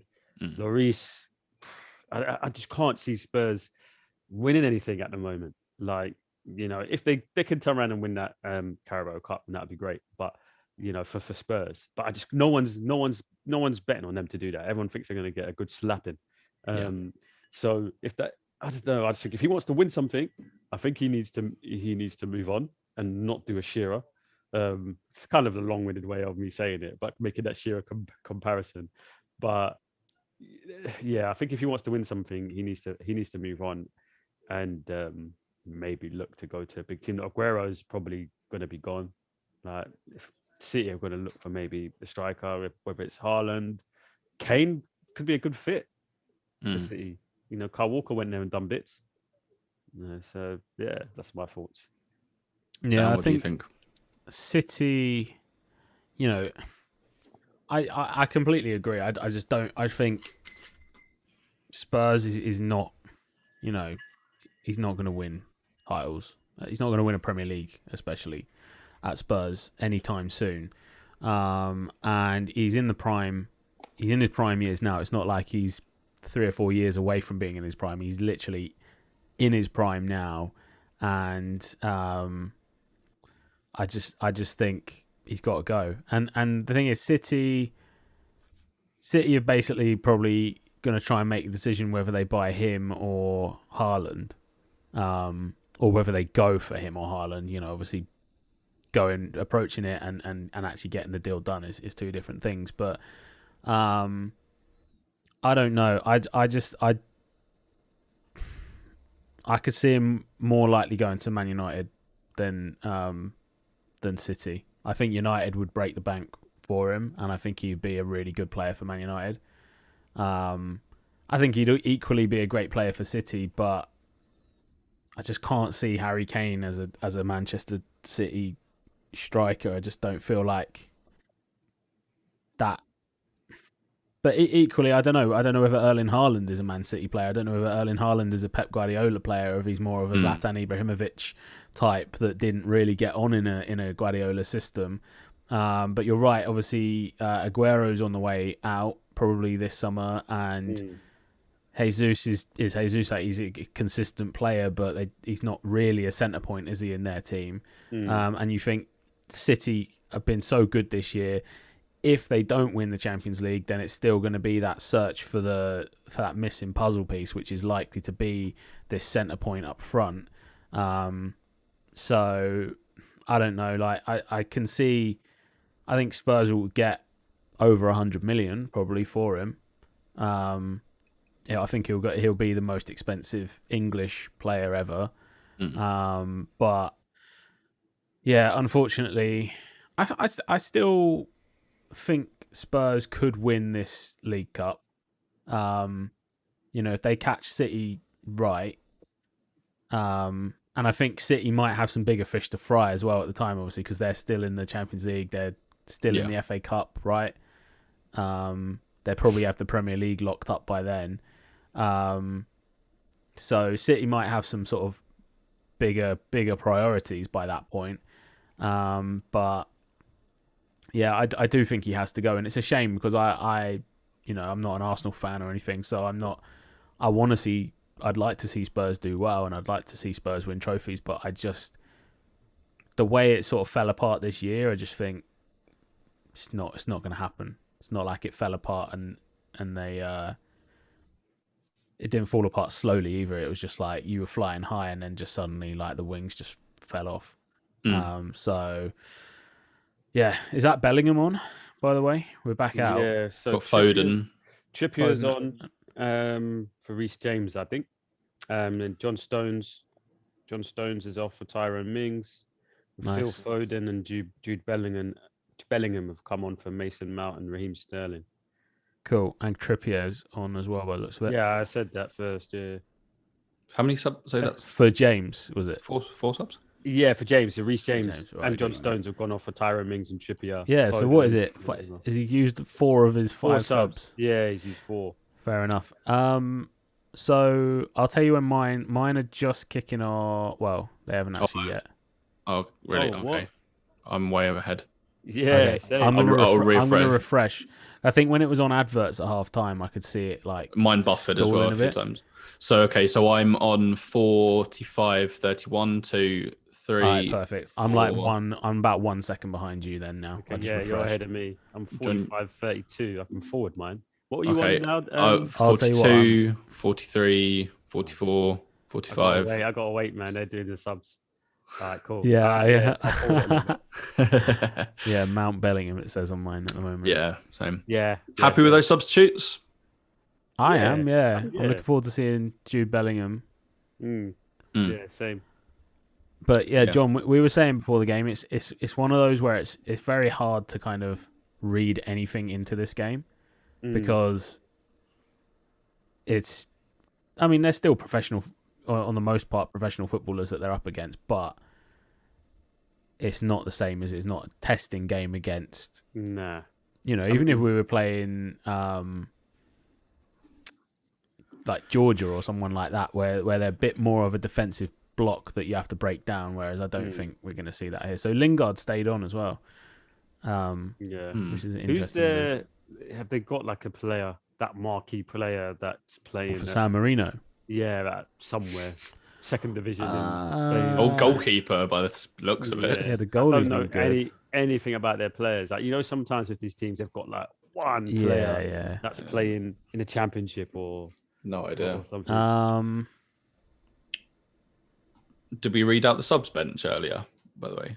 Shall I What, for England or for them? For England, yeah. The options that we've got that could come on. We've only got one more sub, haven't we? Yeah. Which we'd hope is Ollie Watkins. I hope it. Yeah, I reckon so. Yeah, out of all of them, it's not going to be Dyer, it's not going to be Shaw, not going to be Rice. Hopefully not Maguire or Kane. Yeah, it should be Watkins. Yeah. I guess if it's not, and if he gives Calvert-Lewin 90 minutes, or if he gives Kane 20 minutes or whatever, like, I would think in the next game, the players that don't make it on in this game will play in the next game, won't they? Right. Yeah. But yeah, I think this is a great game for Foden to Yeah, I was wanting him to come on. I definitely think he'd get a goal. Do you know what I do? You're not saying you didn't like this kit. I like this kit, you know. No, I like it. Greg saying, it. I rate quite it. like it. I quite like man, it. This kit's boss. Yeah, I like it, man. I might even have to get it. Oh, he's copping it. I might have to, you know. I mean, listen, you know what? Yeah, I was just thinking. I haven't bought an Arsenal kit in long. I think the last Arsenal kit that I got was Ziki. They all look identical. That's not even a dig, but the Arsenal kits, like in particular, out of all the Premier League teams, always look like more or less identical. I wonder if they have concussion subs. Oh, is he out? Connor Cody. Connor Cody, right. This could be Harry Maguire on as a concussion sub. Connor Cody, England captain, which is crazy. Oh, got it in the face from his own player there. Tyrone Mings. Yeah. I don't know. He's all right, man. He's all right. Yeah, he was holding his head when he was down. Yeah. I don't know what. Yeah. I wonder if he thought in the jaw. Like, I reckon he thought that was from an opposition player, trying to go for a yellow, and therefore he's trying to get a penalty on the VAR. That's a good whack. Arms are right loose, in the jaw, and it's on the jaw. Like, you know, you've seen boxers go down for less. Like, you know, like on the jaw there. We're how long into the stream, and John's managed to bring up boxing. Record. Bring back. Oh, listen, I had some calls, Dan, man. I had some messages, you know, saying me to bring back the boxing. What was it? The round, wasn't it? Boxing round. That's it. John that was class. I loved that. That's OG BTF. The people are 5 people in the chat, man. They all want it back. The demand is high. With the bell. Give the people what they want. Yeah, man. Yeah, I don't know, man. Do you reckon he'll go off? Could have. No, like, maybe broke his jaw or something. Maybe. Oh, don't know. They're having a look. I wonder if anyone's told him yet. It was Tyrone Mings. Do you know what? Yeah, I'm going to say something controversial here, Greg. Brilliant. I don't think Southgate's that bad, you know. Oh, what are you on about? I don't think he's. Come on, you're better than this. What's he done to show you that he's not that bad? Like, he's given players a chance. If he leaves and I want to say, and I'll get the chance to say something positive, you know, you can say, right, you were England manager for X amount of years, you didn't win nothing, you should have done better with the talent that you had. All right, you can label that at him, but he does give players a chance. That, like, he does. Come on, like, people have had their chance to impress. It's not like look. You got. I know Connor Cody is like, you know, he's a good player, but I reckon there's certain managers that would just been like, you know what, you're at Wolves, son. Like, you need to just chill. Like, back in the day, there were some ballers that just didn't even get a look in. Like, now I know it's a lot of players that's getting a look in. It's probably too much. Like, you don't need to do too much to get England cap these days. There is the argument counterweight to what I'm saying, but I do like that, man, because, you know, you never know. Sometimes players just fit a system, the England national team system, but they may not be like amazing in the Premier League, but they will do they can do a job internationally. Do you know what I mean? I agree somewhat, but I feel like Southgate's almost been pressured into that because infamously he has just chosen from the big 6 teams. And I feel like since the Grealish thing, since the Phil Foden kind of stuff, he has been pressured into doing that a bit more, and it has worked for him. Yeah, nice little turn there. I feel like that isn't so much, and I feel like that's sort of one of the duties of an international manager is to be able to look and be a bit pragmatic. But on the flip side, I'll argue that what has he seen in Eric Dyer in the last couple of months that makes him pick it? That makes him he gets into the England squad. Do you know what I mean? So it goes the other way. I feel So I agree with you somewhat, but I don't think that that's Southgate operating off of his own back. I feel like that's a lot of pressure from fans saying, why have you not chosen the X player? Why have you not chosen this player? And he's had to a little bit. And it has worked for him, of course, yeah, which is brilliant. But I don't know, man. It's just You just hate him, don't you? You just hate him. Do you know what? It's just it. Oh, what a ball! Oh, that's great. Easily Goal. done that. There we go. 4-0. Yeah. Who played that ball through? Was that? Was it Jesse? I think it might have even been Calvin Phillips. Was it? Oh, played the pre-assist. I don't know. Actually, he's not part of the celebration. So yeah, maybe it was Lingard. Key pass. No, Lingard played. Lingard got the assist, didn't he? Yeah, Lingard got the assist. Was it Bellingham? It might have even been Bellingham. Nah, I don't think it Chilwell was. seems to be celebrating there. So it wasn't Bellingham. He was on the other side. Oh, beautiful ball from Chilwell. Chilwell. Yeah. Oh, he's offside though. I think. Nah. VAR. Oh wait. I think it will go to VAR for. Oh yeah. Chilwell's pass. Yeah. Lingard, I think, was just off, but I'm not sure. No, Lingard's on. Trust me, Lingard's on. Are we all on? I'm watching the replay. The goal's just hit the back of the net. Yeah. Oh no, it stands. Yeah, it stands. Oh, right, we started that quick. Yeah, I mean, the thing is, against San Marino, it doesn't really matter, does it? There's no point wasting time on VAR checks. Yeah. I'm just gonna refresh mine because it's you are lagging up. Yes. So I'm on 53-33 now. Oh yeah, I'm exactly the same as you. All right. No changes in any of the other games. I'm 2 seconds behind you, lot. I'm going to forward it quick. Cool. 2 goals in 1 match. Look at that. Love that. Against San Marino. Yeah, man. He's got to go. He's got to go to the Euros, hasn't he? Yeah, 100%. Speaking of the Euros, what realistically, right? We've skirted around it a little bit, but as England are playing now, I feel like it's quite a good time to bring it up. Realistically, with this team, with this manager, with the other teams in the competition, how likely are we to see some silverware? Dan? What, for England? Yeah. So like the one bit of silverware available, I would say we're at least maybe 5th or 6th favourites. Who are the ones above us? I would put ahead of us Portugal, Germany, France. I would also put Belgium ahead of us. And then if we're looking at that 21 games unbeaten Italy team as well, I'd probably put those 5 ahead. Oh, another shot on target there. And then yeah, we're probably in that group with like Spain, and the Netherlands, where we're classically big hitters, right? But we're probably not quite there. But then I don't know. It'd be interesting to know that from other nations, what they're looking at England from point of view. But I would think that we're sort of in a similar spot to the Netherlands. I would think. Where I think we're better than them, though. I think we're better than the Netherlands. Who was it? Who's someone on the pod thinks that they're going to win the Euros? Oh, it's Boofy. Boofy, yeah, that's it. They lost to Turkey yesterday. Do you see? Lost 4-2 to Turkey. They haven't qualified for the last 2 major events, have they? Despite being in the final in 2010. Yeah, and they've got. I think they are at the Euros, aren't they? Right? Oh no, sorry, they're in this Euros, but I think the last couple. They got a couple of home games in Amsterdam. But yeah, you're right. I think they missed out on one tournament, maybe. I think the Euros and the World Cup. I think. I don't think they made the Euros. Yeah. I don't know. I'm not, but good ball across. Very well done. But yeah, I mean, like I say, I think in terms of talent, we are behind all of those. I mean, for me, Portugal are the team that I think Portugal are the favourites for me. Beyond France, I don't think.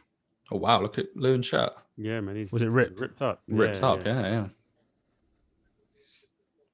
That's going Crikey, that's a hell of a. Yeah. Do you remember when Rooney ripped his shirt in his debut for Man United? That's not ringing a bell. Ripped it on purpose. It was against Fenerbahce. He's just an Did he? absolute beast. He's like Did he only just rip it? 17 or whatever at the time. And Was that what is in celebration? No, I think he like ripped it like before the game or something. Oh, what? Like it was ripped here. Brilliant. But that's what whenever I see a ripped shirt, I just think of Rooney on his debut for Man United.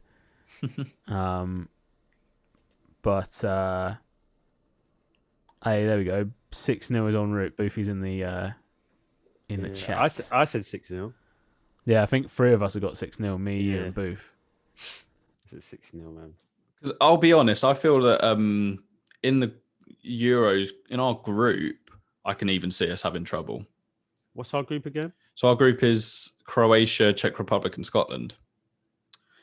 You see, Souček got a hat trick for Czech Republic. Yeah, his first international hat trick.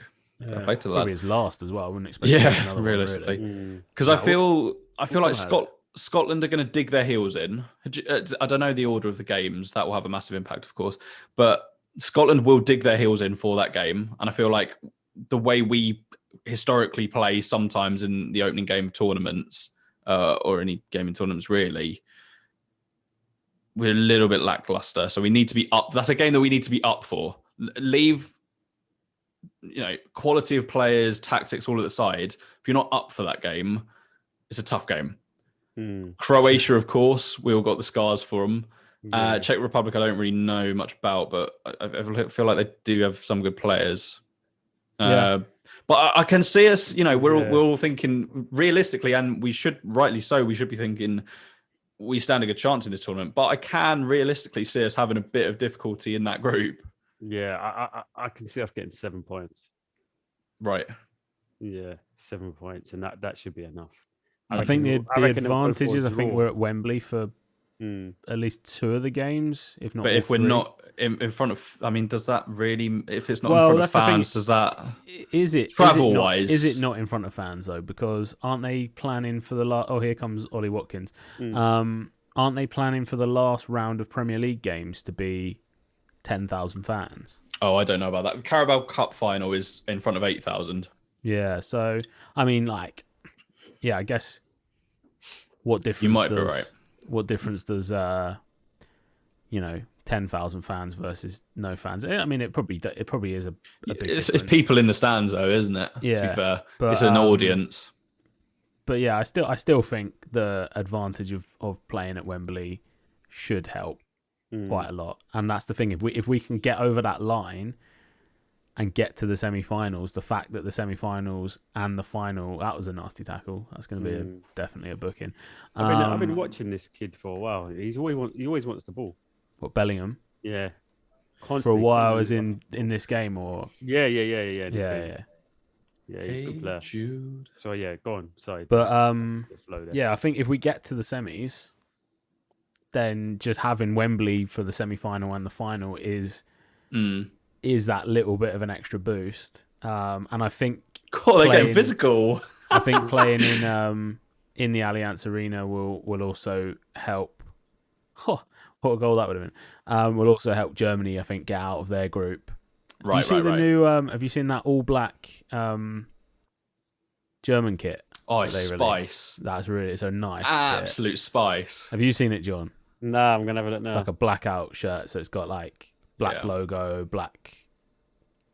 Is it Adidas kit? I would think. Yeah, I think so. Absolute spice. Yeah, I wouldn't mind getting that. It's probably like 80 quid.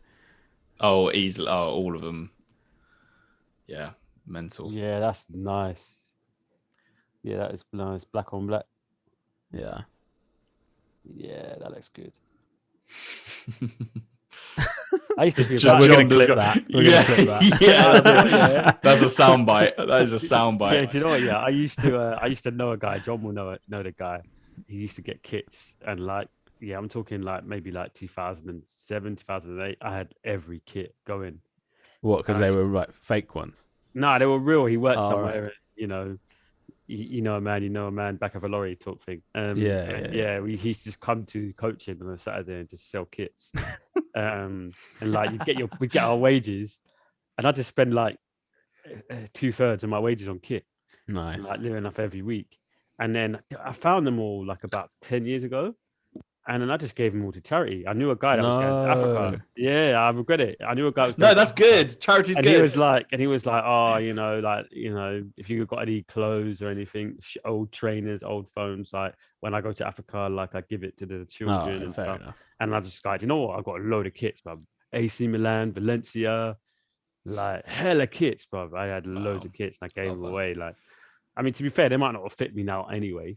That was a long time ago, but yeah, Calvert-Lewin is coming off. Is he getting a new kit?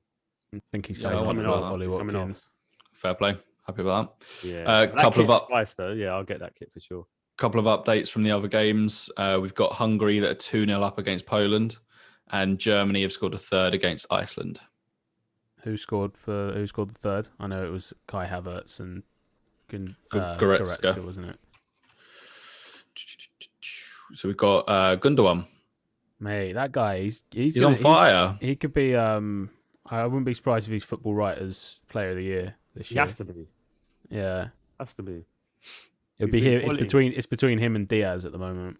I mean, when De Bruyne got the injury, like I remember hearing commentators and people saying, like it's going to be a big miss. Like they didn't even missed him at all. Like you wouldn't have noticed. But they could have easily just been like, nah, you'd never do that to De Bruyne though. But they could have easily been like, nah, man, you need to chill. Like, we actually don't need you right now. Yeah. Like sort of thing. So he's stepped up massively. He's got to get it. Yeah. No, I think so. And because he wasn't even. I know he had some injury problems, didn't he, and stuff, but. He was like an extra at Man City the last couple of years. Like it was like, they forget they've got Gundogan if you see him on the team sheet. But this year he's just been scoring goals week in, week out, and obviously he's going to probably carry that onto the Euros for Germany. And he don't get rotated either. Man, like Mahrez, Sterling, yeah, true. Bernardo, they all get rotated. Like he don't get no rotation. It's true. So Pep, he likes him.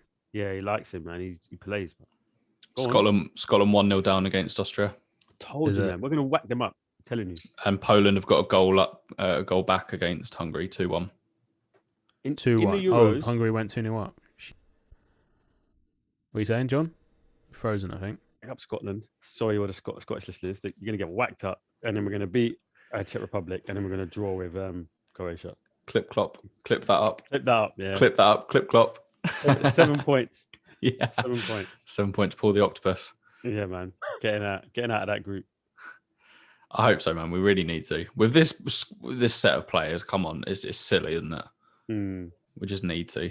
Yeah, especially look when Grealish, especially if Grealish plays and Kane and that. Yeah. Well, even then, like you've got so much. It's one thing to have depth, but you've got so many different players with different dynamics to bring to this. So if we need more pace up front, we bring on Sterling or Rashford. Do you know what I mean? It's like Rashford.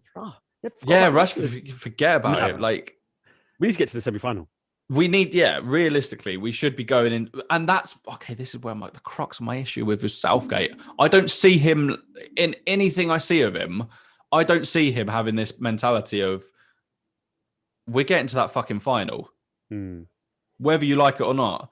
I remember hearing on a podcast, it's like the German national team, Joachim Löw, would say, right, we're in that final already, booked.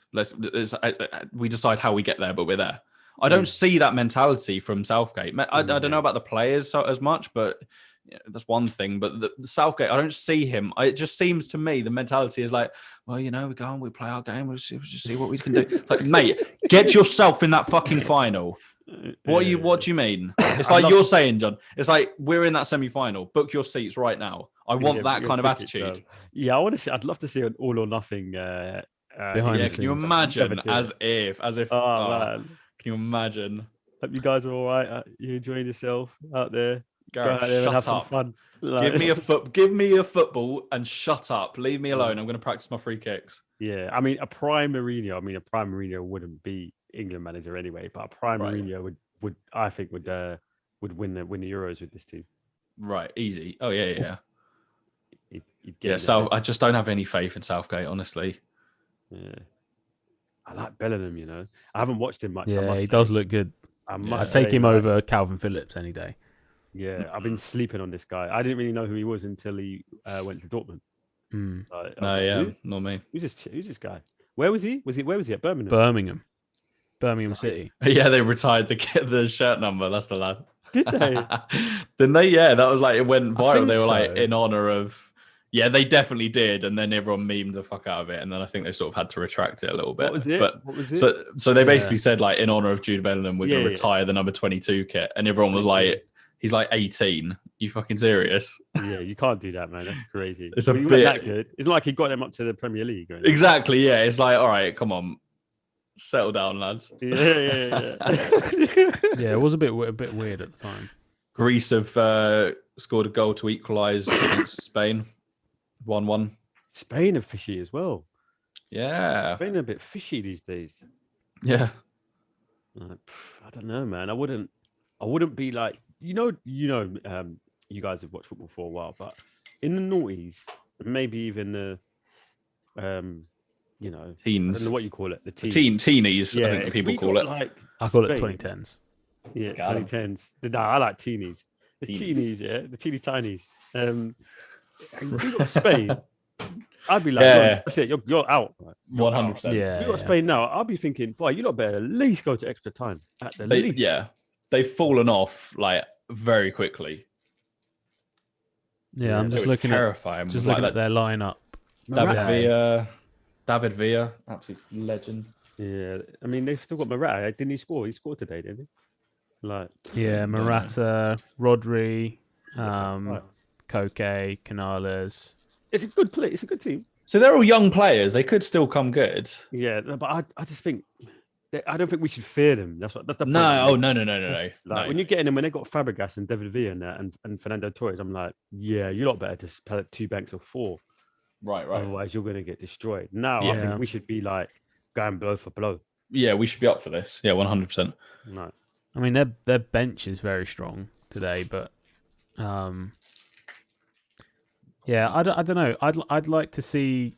I'd like to think that they might be. They're certainly, like you say, they're nowhere near the world dominating team that they were, sort of from 2007 through to 2012. But at the same time, I don't know. I feel like they're on like maybe like their second cycle now. There's a few there's a few people left in that era for like Busquets, and I don't think Piqué is retired from Spanish football. Sergio Ramos, obviously, but I don't know. I think that they're on their next build, as are Germany as well. At the same time, Germany are on a rebuild from theirs was a 2002 basically, wasn't it, all the way through to when they won the World Cup 2014. Yeah.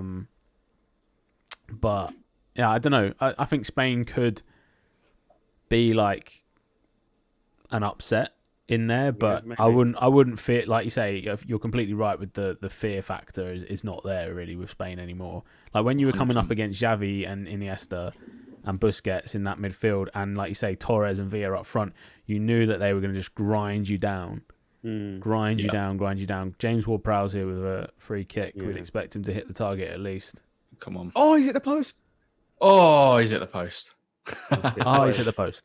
There's a visual representation of the delay of like a all our streams. Mexican wave of. Shit.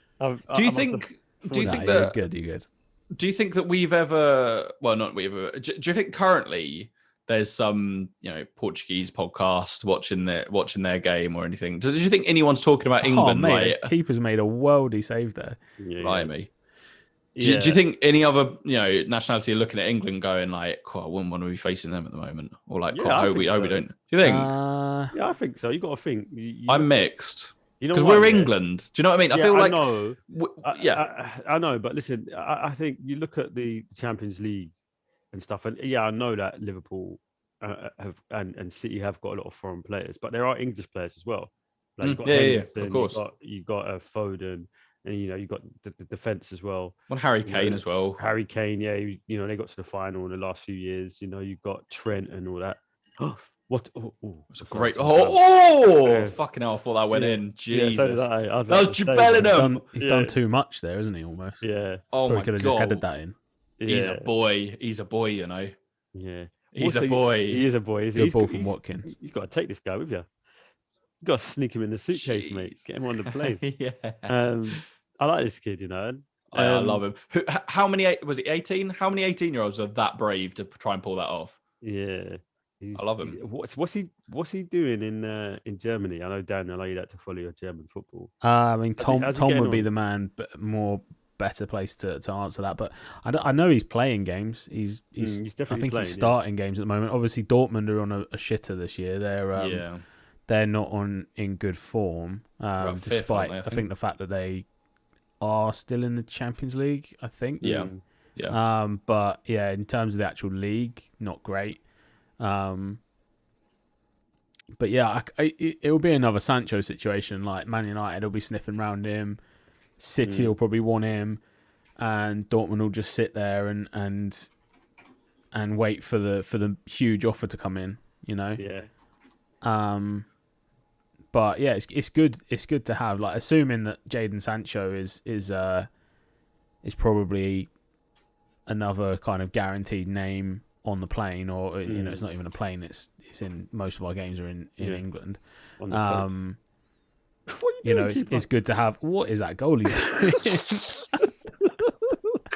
It's good to have, you know, another English player playing at the same club. You've got a bit of a link up there. You've got, you know, it kind of keeps the England thing in their minds as well, because it's something that they can talk about and work towards. But instead of kind of being out of sight, out of mind. But yeah, I do wonder, like, you know, who you think Dortmund are sitting on Bellingham, Sancho, and Haaland now. That's probably £250 million worth of players minimum. Easy. And that's not to mention, you know, Gio Reyna and Julian Brandt is here at Dortmund. They got a lot of good talent at Dortmund. Yeah.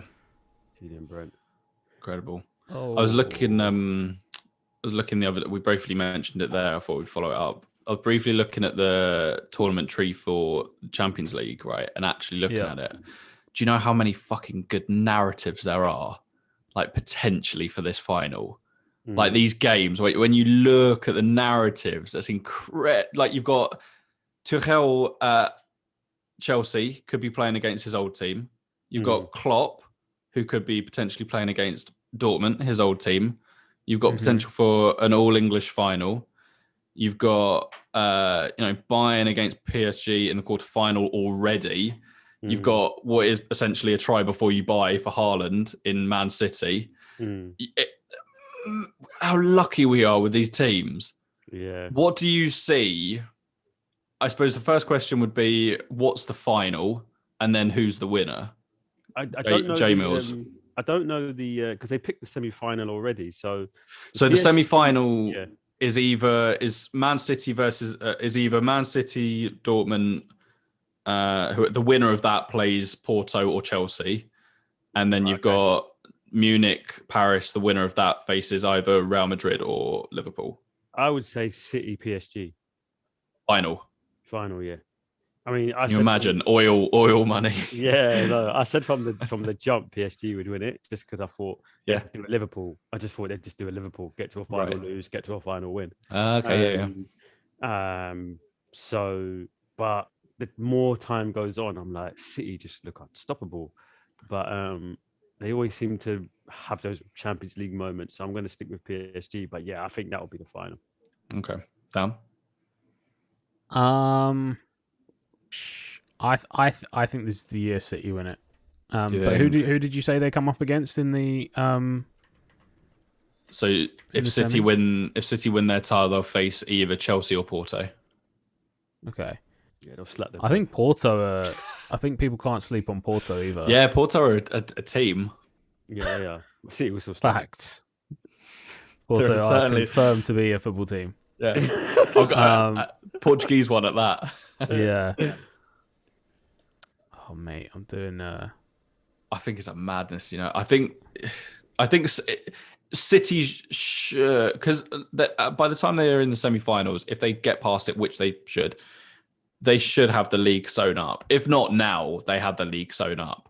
So this should be the season where Pep goes, right, now we get it. Now we go for it. But then also I was listening to a podcast and it's like they were saying the same thing last year. The league was sewn up and City should have gone, right, we can't chase Liverpool down. So we go for the Champions League. Obviously, COVID impacted the whole season. So maybe that's a factor that we need to take into account. There's a great shot. Oh, it's always fluffed it. But then again, Bayern Munich, I don't think they've conceded in the Champions League in 7 games or something stupid like that. I'm sleeping on Munich. I'm not sleeping on them because I know it. You can't underestimate them. You can't ever count them out. I just don't want them to win it. I don't want them to win it. Yeah, I don't want them to win it. You're on board with you lot now, man. You don't need to get beaten. I would love, as deeply ironic as it would be, I would love to see Poch win the Champions League. I really would. I think fair play. That would be great if he could beat Munich in the quarterfinal when they couldn't in the final and then go on to win it. That would be great. Yeah, I'd like that as well. But then also, sorry, John, go on. No, I was going to say, just Mbappe, Neymar. Right. As well. I'd just like to see them turn it on. And for sure. And yeah, man. Entertainer. But then also, I don't think that, I think regardless of where they are in the league, Real Madrid and Liverpool can just be an anomaly in the Champions League. I think regardless of what's happening in their league and what they're chasing down, I think that they can. That's 2 teams that can turn it up. Yeah. I honestly I could see Liverpool winning the Champions League. It feels like this. It's like that. I mean, they as a club, I don't really think there's any other club that loves that tournament as much as, and that's such a big thing to say because it's the Champions League and you've got Real Madrid, Barcelona, Munich, Juve, all of these things. But I feel like Liverpool as a club are at least up there. They're contenders for like the most kind of into the Champions League as anyone can possibly be. And I think that is because for a long time it was kind of the light that they had when they weren't winning the Premier League. They were still competing for the Champions League, or they won that Champions League and then they got to the final. And that would be 3 finals in 4 years. Yeah, and I could just see it happening. I mean, they got nothing else to play for this year, right? And it would be a real because it'd be an opportunity to kind of basically just nullify the record books for this year. Because at the moment, people are going to go, "Oh, they're the worst defenders ever."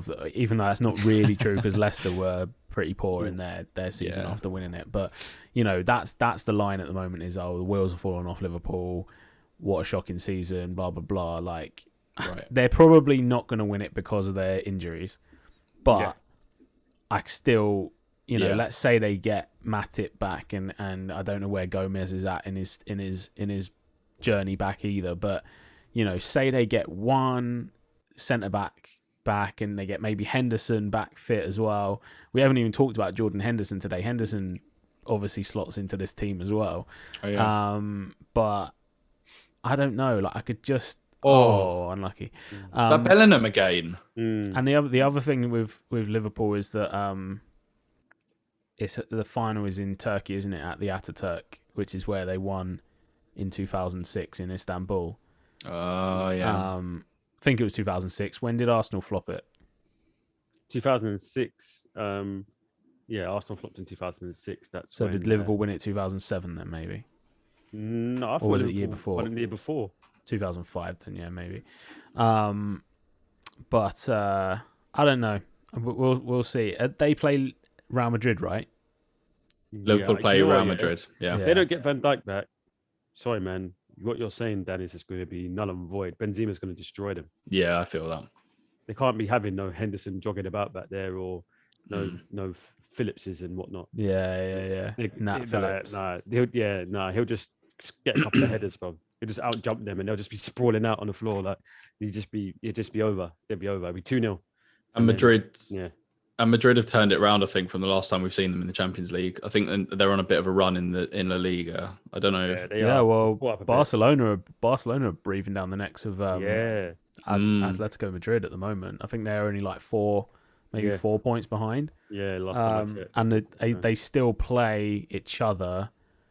And I think there's an El Clasico like in a couple of weeks as well. So yes, you're right. I think it's Real Madrid, Liverpool, and then El Clasico, and then Liverpool, Real Madrid. Oh, really? Yeah. So I think it's sandwiched in between. So I think that massively benefits Liverpool there. It does. I would also say, yes. There we go. Sorry, boys. Ollie. Nice goal. Yeah, Ollie go. Watkins, 5-0. lovely stuff, Ollie. One more, and I'm in. Two more. We want two more. We need two. one. Two more. Say 7. I said 7. Yeah. I also would say Chelsea could Win the surprise.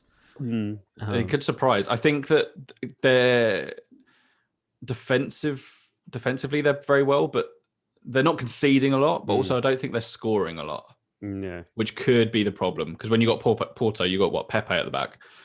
That could be an issue. So, but I wouldn't write Chelsea off of getting to that final. Then no. I texted my mate the other day and I was like, "Yeah, you're gonna win it just for bants." And he was like, "Nah." But in all seriousness, as what you just said, they're not conceding goals. They just need to. I mean, you say they're not scoring goals. They scored 2, didn't they? Beat them 2-0. Athletic. Yeah. It was 1-0 and then a 2-0. Yeah. Yeah. Usually their defense is rock solid. Yeah. And they're running away with La Liga. When I say running away, they were running away with La Liga. They've been caught up a little bit now, but right. Yeah, I don't know, man. I think they've got a system that works for them at the moment. It's not pretty, but it gets the job done. Yeah, it's getting the job done. So yeah, you're right. I just think if they do get past Porto and they do end up playing City, I think in the Champions League, I think City will just have too much. I think, Pep should be, and I think he is, a man on a mission to get this done this season for sure. What? Oh no, it couldn't be. I was going to say, what after all this chat, what should be like Dortmund versus Porto in the final? It can't be, but can you imagine?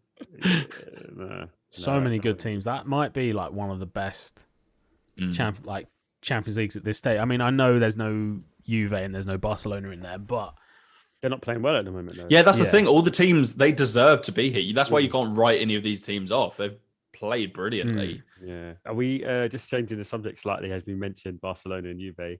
Are we seeing the waning of an impact of a game of the two best players in the world over the last 10, 15 years, 20 years? What a question. I think their impact on games is starting to wane. I watched the Juve game, was it Juve Porto? And Ronaldo he didn't do nothing. It's not like he was like, all the chances were falling to, who's that kid? Chiesa. Chiesa. Like Ronaldo, cheesy.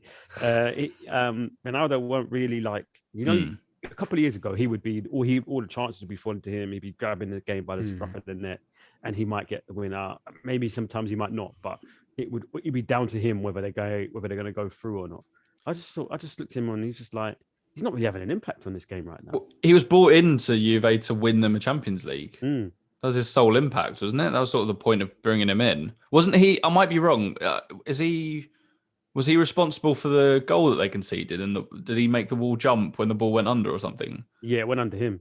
Right. Down, yeah, and it went under his legs. He jumped up and it went under him. He just turned his back as well, didn't he? He jumped and turned his back. Yeah, and that's funny. That's funny when you bring him in. Tom had a lot to say about Juve in the group chat. I feel like it's a good conversation to have him involved with at some point. Yeah, I just think their impact's waned a little bit. Even Messi, their impact. Obviously, it's age now. There's no getting away from them two being the best players in the world. But in the last 20 years or whatever, but their impact is just, I think, 20 years. That's a bit much. But sorry, 15 years.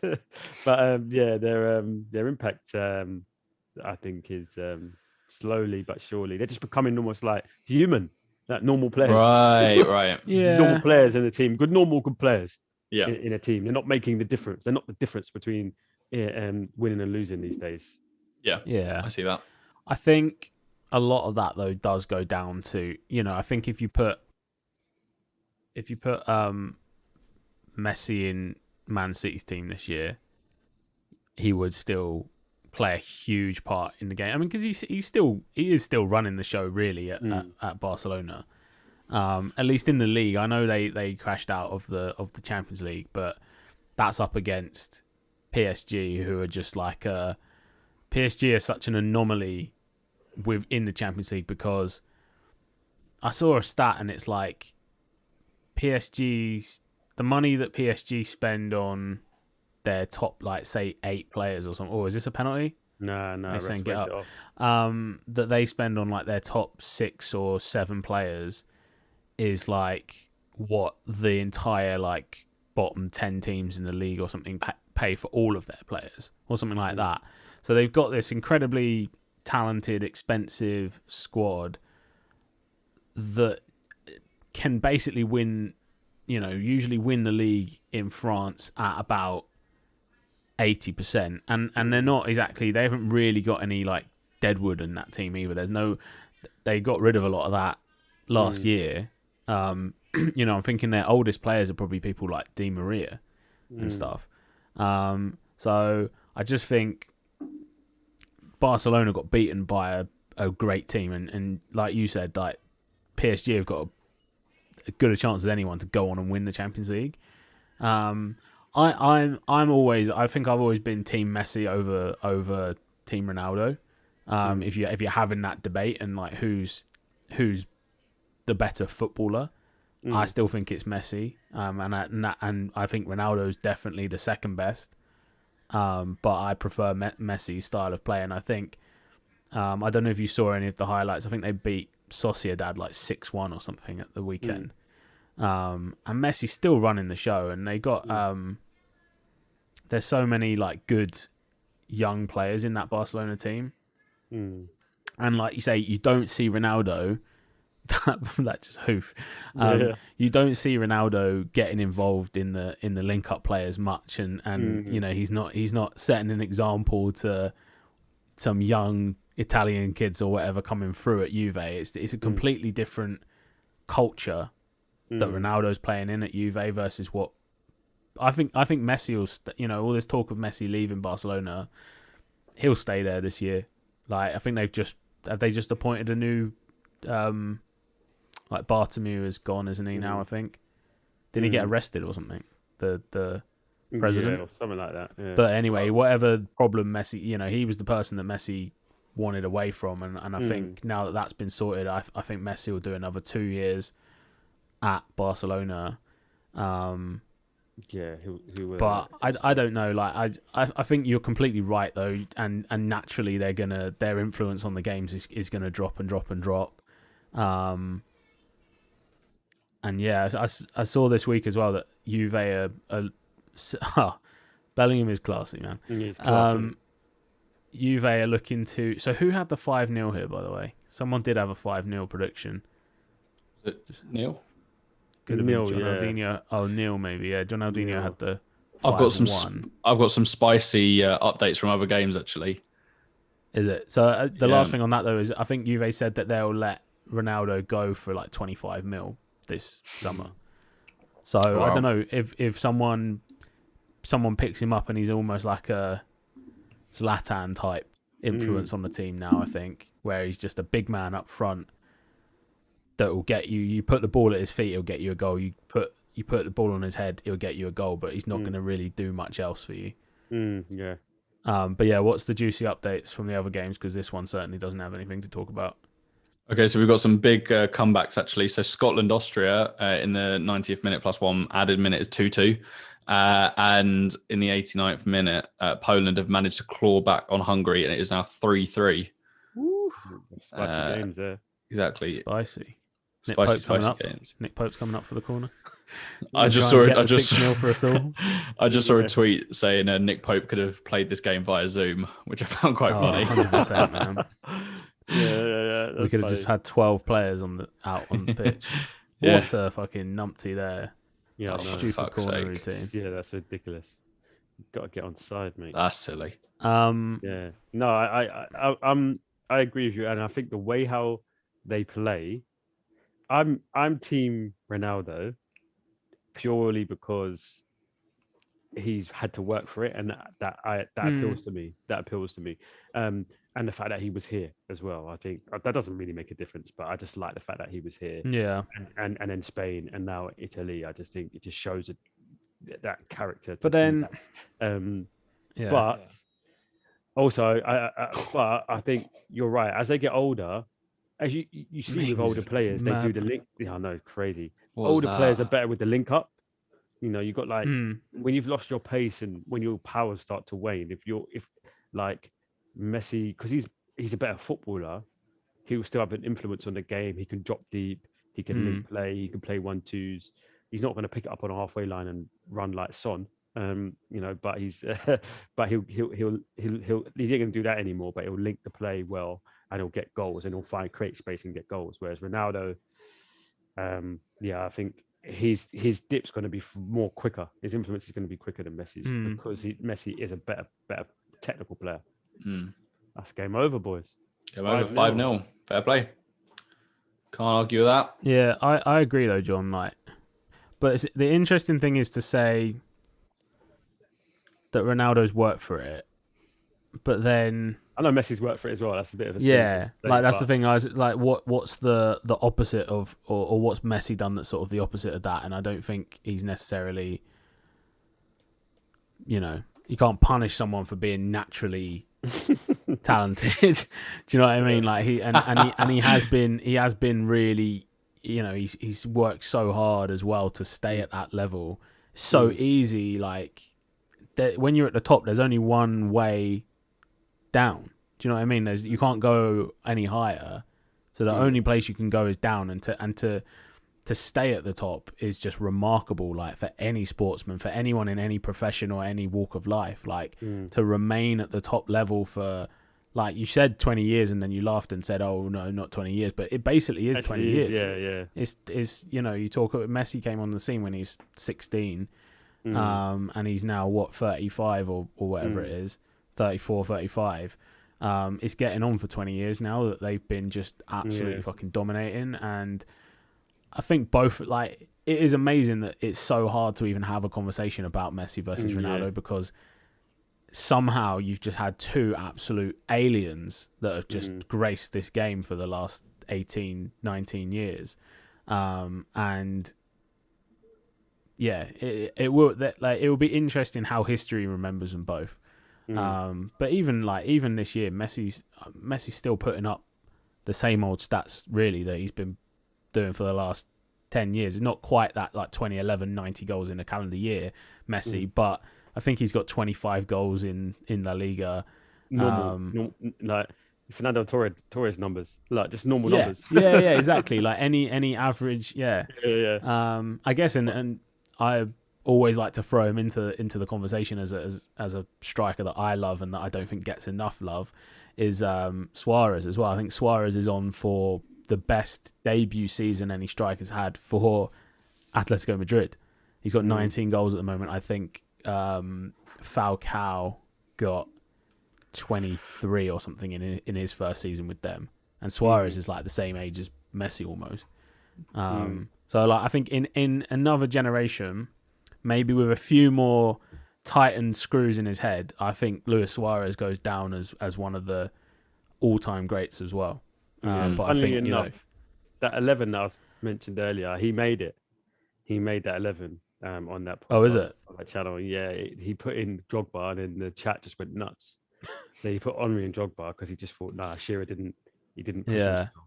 He's got the goals and ratings. He was a goal machine, but he didn't push himself when he did get a chance to get to a final. Anelka slapped him up. So he was like, he went with Drogba, and he was just like, yeah, Drogba was a beast. And the chat just went mad, and yeah, he just had to put Suarez in because he was just like, that 1 or 2 seasons that Suarez had was just nuts. Suarez for me is the best, like in terms of just pure talent, is the best striker that we've ever had in the Premier League. Because when Ronaldo was there, he wasn't a striker. Henry's Henry.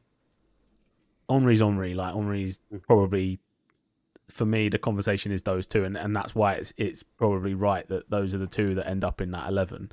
But Suarez is just on another level mentally, like just seeing the game in like zeros and ones or whatever the phrase is. But like, but yeah, you take away maybe the thing is you take away all the controversy in Suarez's game, and he's probably not half the player anymore. And I'm not saying the stuff with Evra that's like inexcusable in anything, but like biting people, you know, you take that out of his game, and you're castrating the guy. And it's a bit like Rooney. It kind of happened with Rooney as well. Like Rooney was an absolute menace at the start of his career, and then once they kind of calmed him down and got him like being a bit more of a professional and doing all that, he kind of, you know, just lost a bit of the kind of the madman edge that he had. But yeah, I don't know, man. I think Suarez is just insane player, and it's funny because he's not really, because he had those games where he came back and played against Liverpool. Was it last season or the season before in the Champions League, and he was like celebrating and stuff? He's not really that highly regarded by Liverpool fans anymore, because they see him as not a traitor, but he didn't have maybe the respect that they would like him to have had for the club when he came back. So he's a strange character. But I just think, like, in terms of like, if you actually took someone's like football IQ, he's up there with everyone for me. He is. But yeah. So amidst all that, the England game did finish 5-0, which means so Neil had 4-0. I don't know if we had a 5-0. I think John Aldinho might have been closest with a 5-1. Just wait. Did he say 5-1 in it? No, he said 5-1. We had the man, the myth, the legend, Jake Gallagher had the 5-0 prediction. So Jake wins That's out. why this guy does so well at bloody fantasy football. He just gets so right. Yeah, I know. He's clued up individual stock market as well. He knows his stuff. That means we are top of the group. We are top of the group so far. Albania in second, Poland third, Hungary fourth, Andorra fifth, and San Marino in sixth. Yeah, it's looking good. It's looking good so far, lads. It's coming home. Bit of a disappointing second half. I'm not going to lie. Like, this is what I mean. It was always going to be a bit of a spanking. For a spanking though, that was disappointing. That's going to get clipped up. Yes. But with you and John looking down going, oh, black and black. I love that. But you know what I mean? That was like 5-0. 5-0 is pretty tame for England versus San Marino, I feel. It could have been a lot more. I feel like Harry Kane could have come on and got a brace at the very least. But, you know, I don't know. It gave some players, it gave Gareth Southgate a lot of food for thought in terms of who he needs to be picking. Because, mate, Bellingham's a boy. Yeah, I hadn't really Bellingham, I've been sleeping might get on a him. Start in the next game. Yeah. I think he brings more to the table than Calvin Phillips. I think Phillips 100%. Phillips was, and he is a really decent player, and he was really good in the Championship, and he's been a big part of Leeds this year. But Bellingham just looks like he's got that extra gear. Yeah. Is Phillips a bit more defensive? Well. Yeah. Phillips is more of a holding, right? Jorginho sort of, Xabi Alonso type role. So where do you? So obviously our next game is against Albania on Sunday. What do you see Southgate doing with the team? Do you think that he adds a few more of the, for want of a better phrase, the more senior players in? Do you think he sticks with experimenting? Where does he go with it? So if we look at the players that didn't play today, we have... Given that Albania won their game in the group, by the way, 1-0.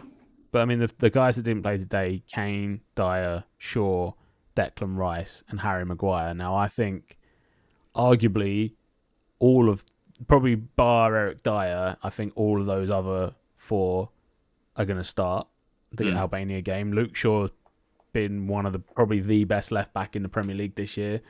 Harry Kane is Harry Kane. Maguire is Fridge. Harry Maguire. Maguire's Maguire, like he's gonna get some game time, and Declan Rice, I think Declan Rice is probably the reason that Calvin Phillips is never really gonna kick on as an England player, because I think Declan Rice is the best young talent in that holding midfield role. But yeah, I would like to see him start maybe Foden and Bellingham in that game.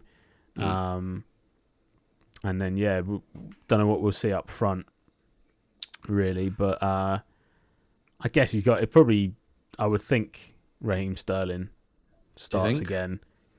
I wouldn't, now that he's given Lingard 90 minutes, I feel like... Yeah, he's gone, man. Yeah. Yeah. Send him back on the plane. Yeah. So who scored for us? Does anyone know off the top of their head? Here we go. Sterling. Here we go.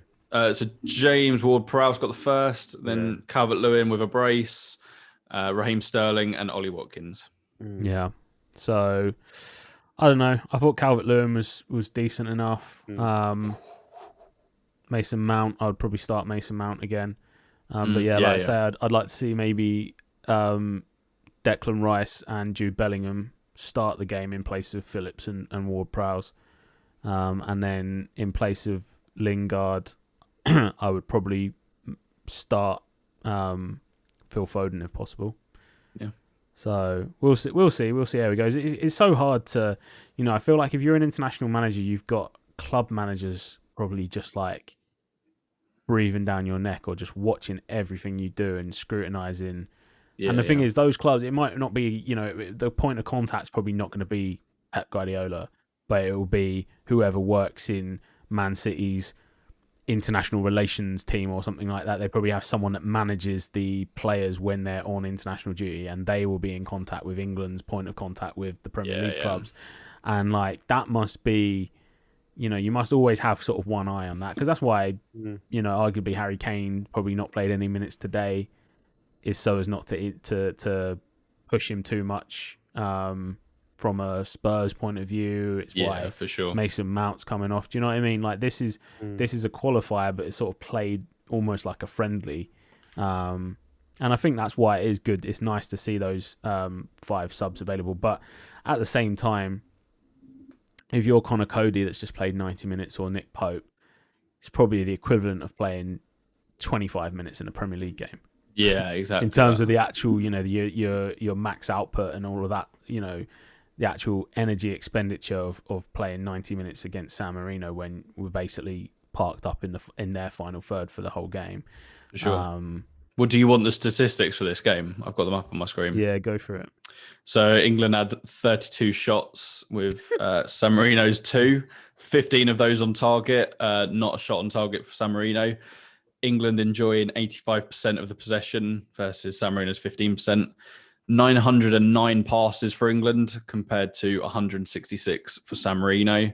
92% pass accuracy for England versus 56% for San Marino. 8 fouls for England that they committed, rather, and San Marino committed 6. 1 yellow card for England. 4 offsides for England and 7 corners. Yeah, well, we had that silly offside at the end, didn't we, with the with the corner? But yeah, I mean, those stats are probably, we could have predicted most of those, I think, before the game. Pass accuracy is good. I'm glad about that. Yeah, I'm thrilled as well, actually. Well, because that's all on us, isn't it? Really, if we're getting the ball to each other, true. That's something. But yeah, out of 909 to get 92%. Yeah, definitely though, like a bigger test, I think, against Albania coming up on Sunday. But yeah, like I say, it's so hard to these games, these Albania, San Marino, where it's like it is a bit of a freebie. It is very hard to take anything, to read anything into it after. So we'll see how it goes. But certainly, I think as 2021 goes on, there'll be a few more England watch-alongs in the pipeline.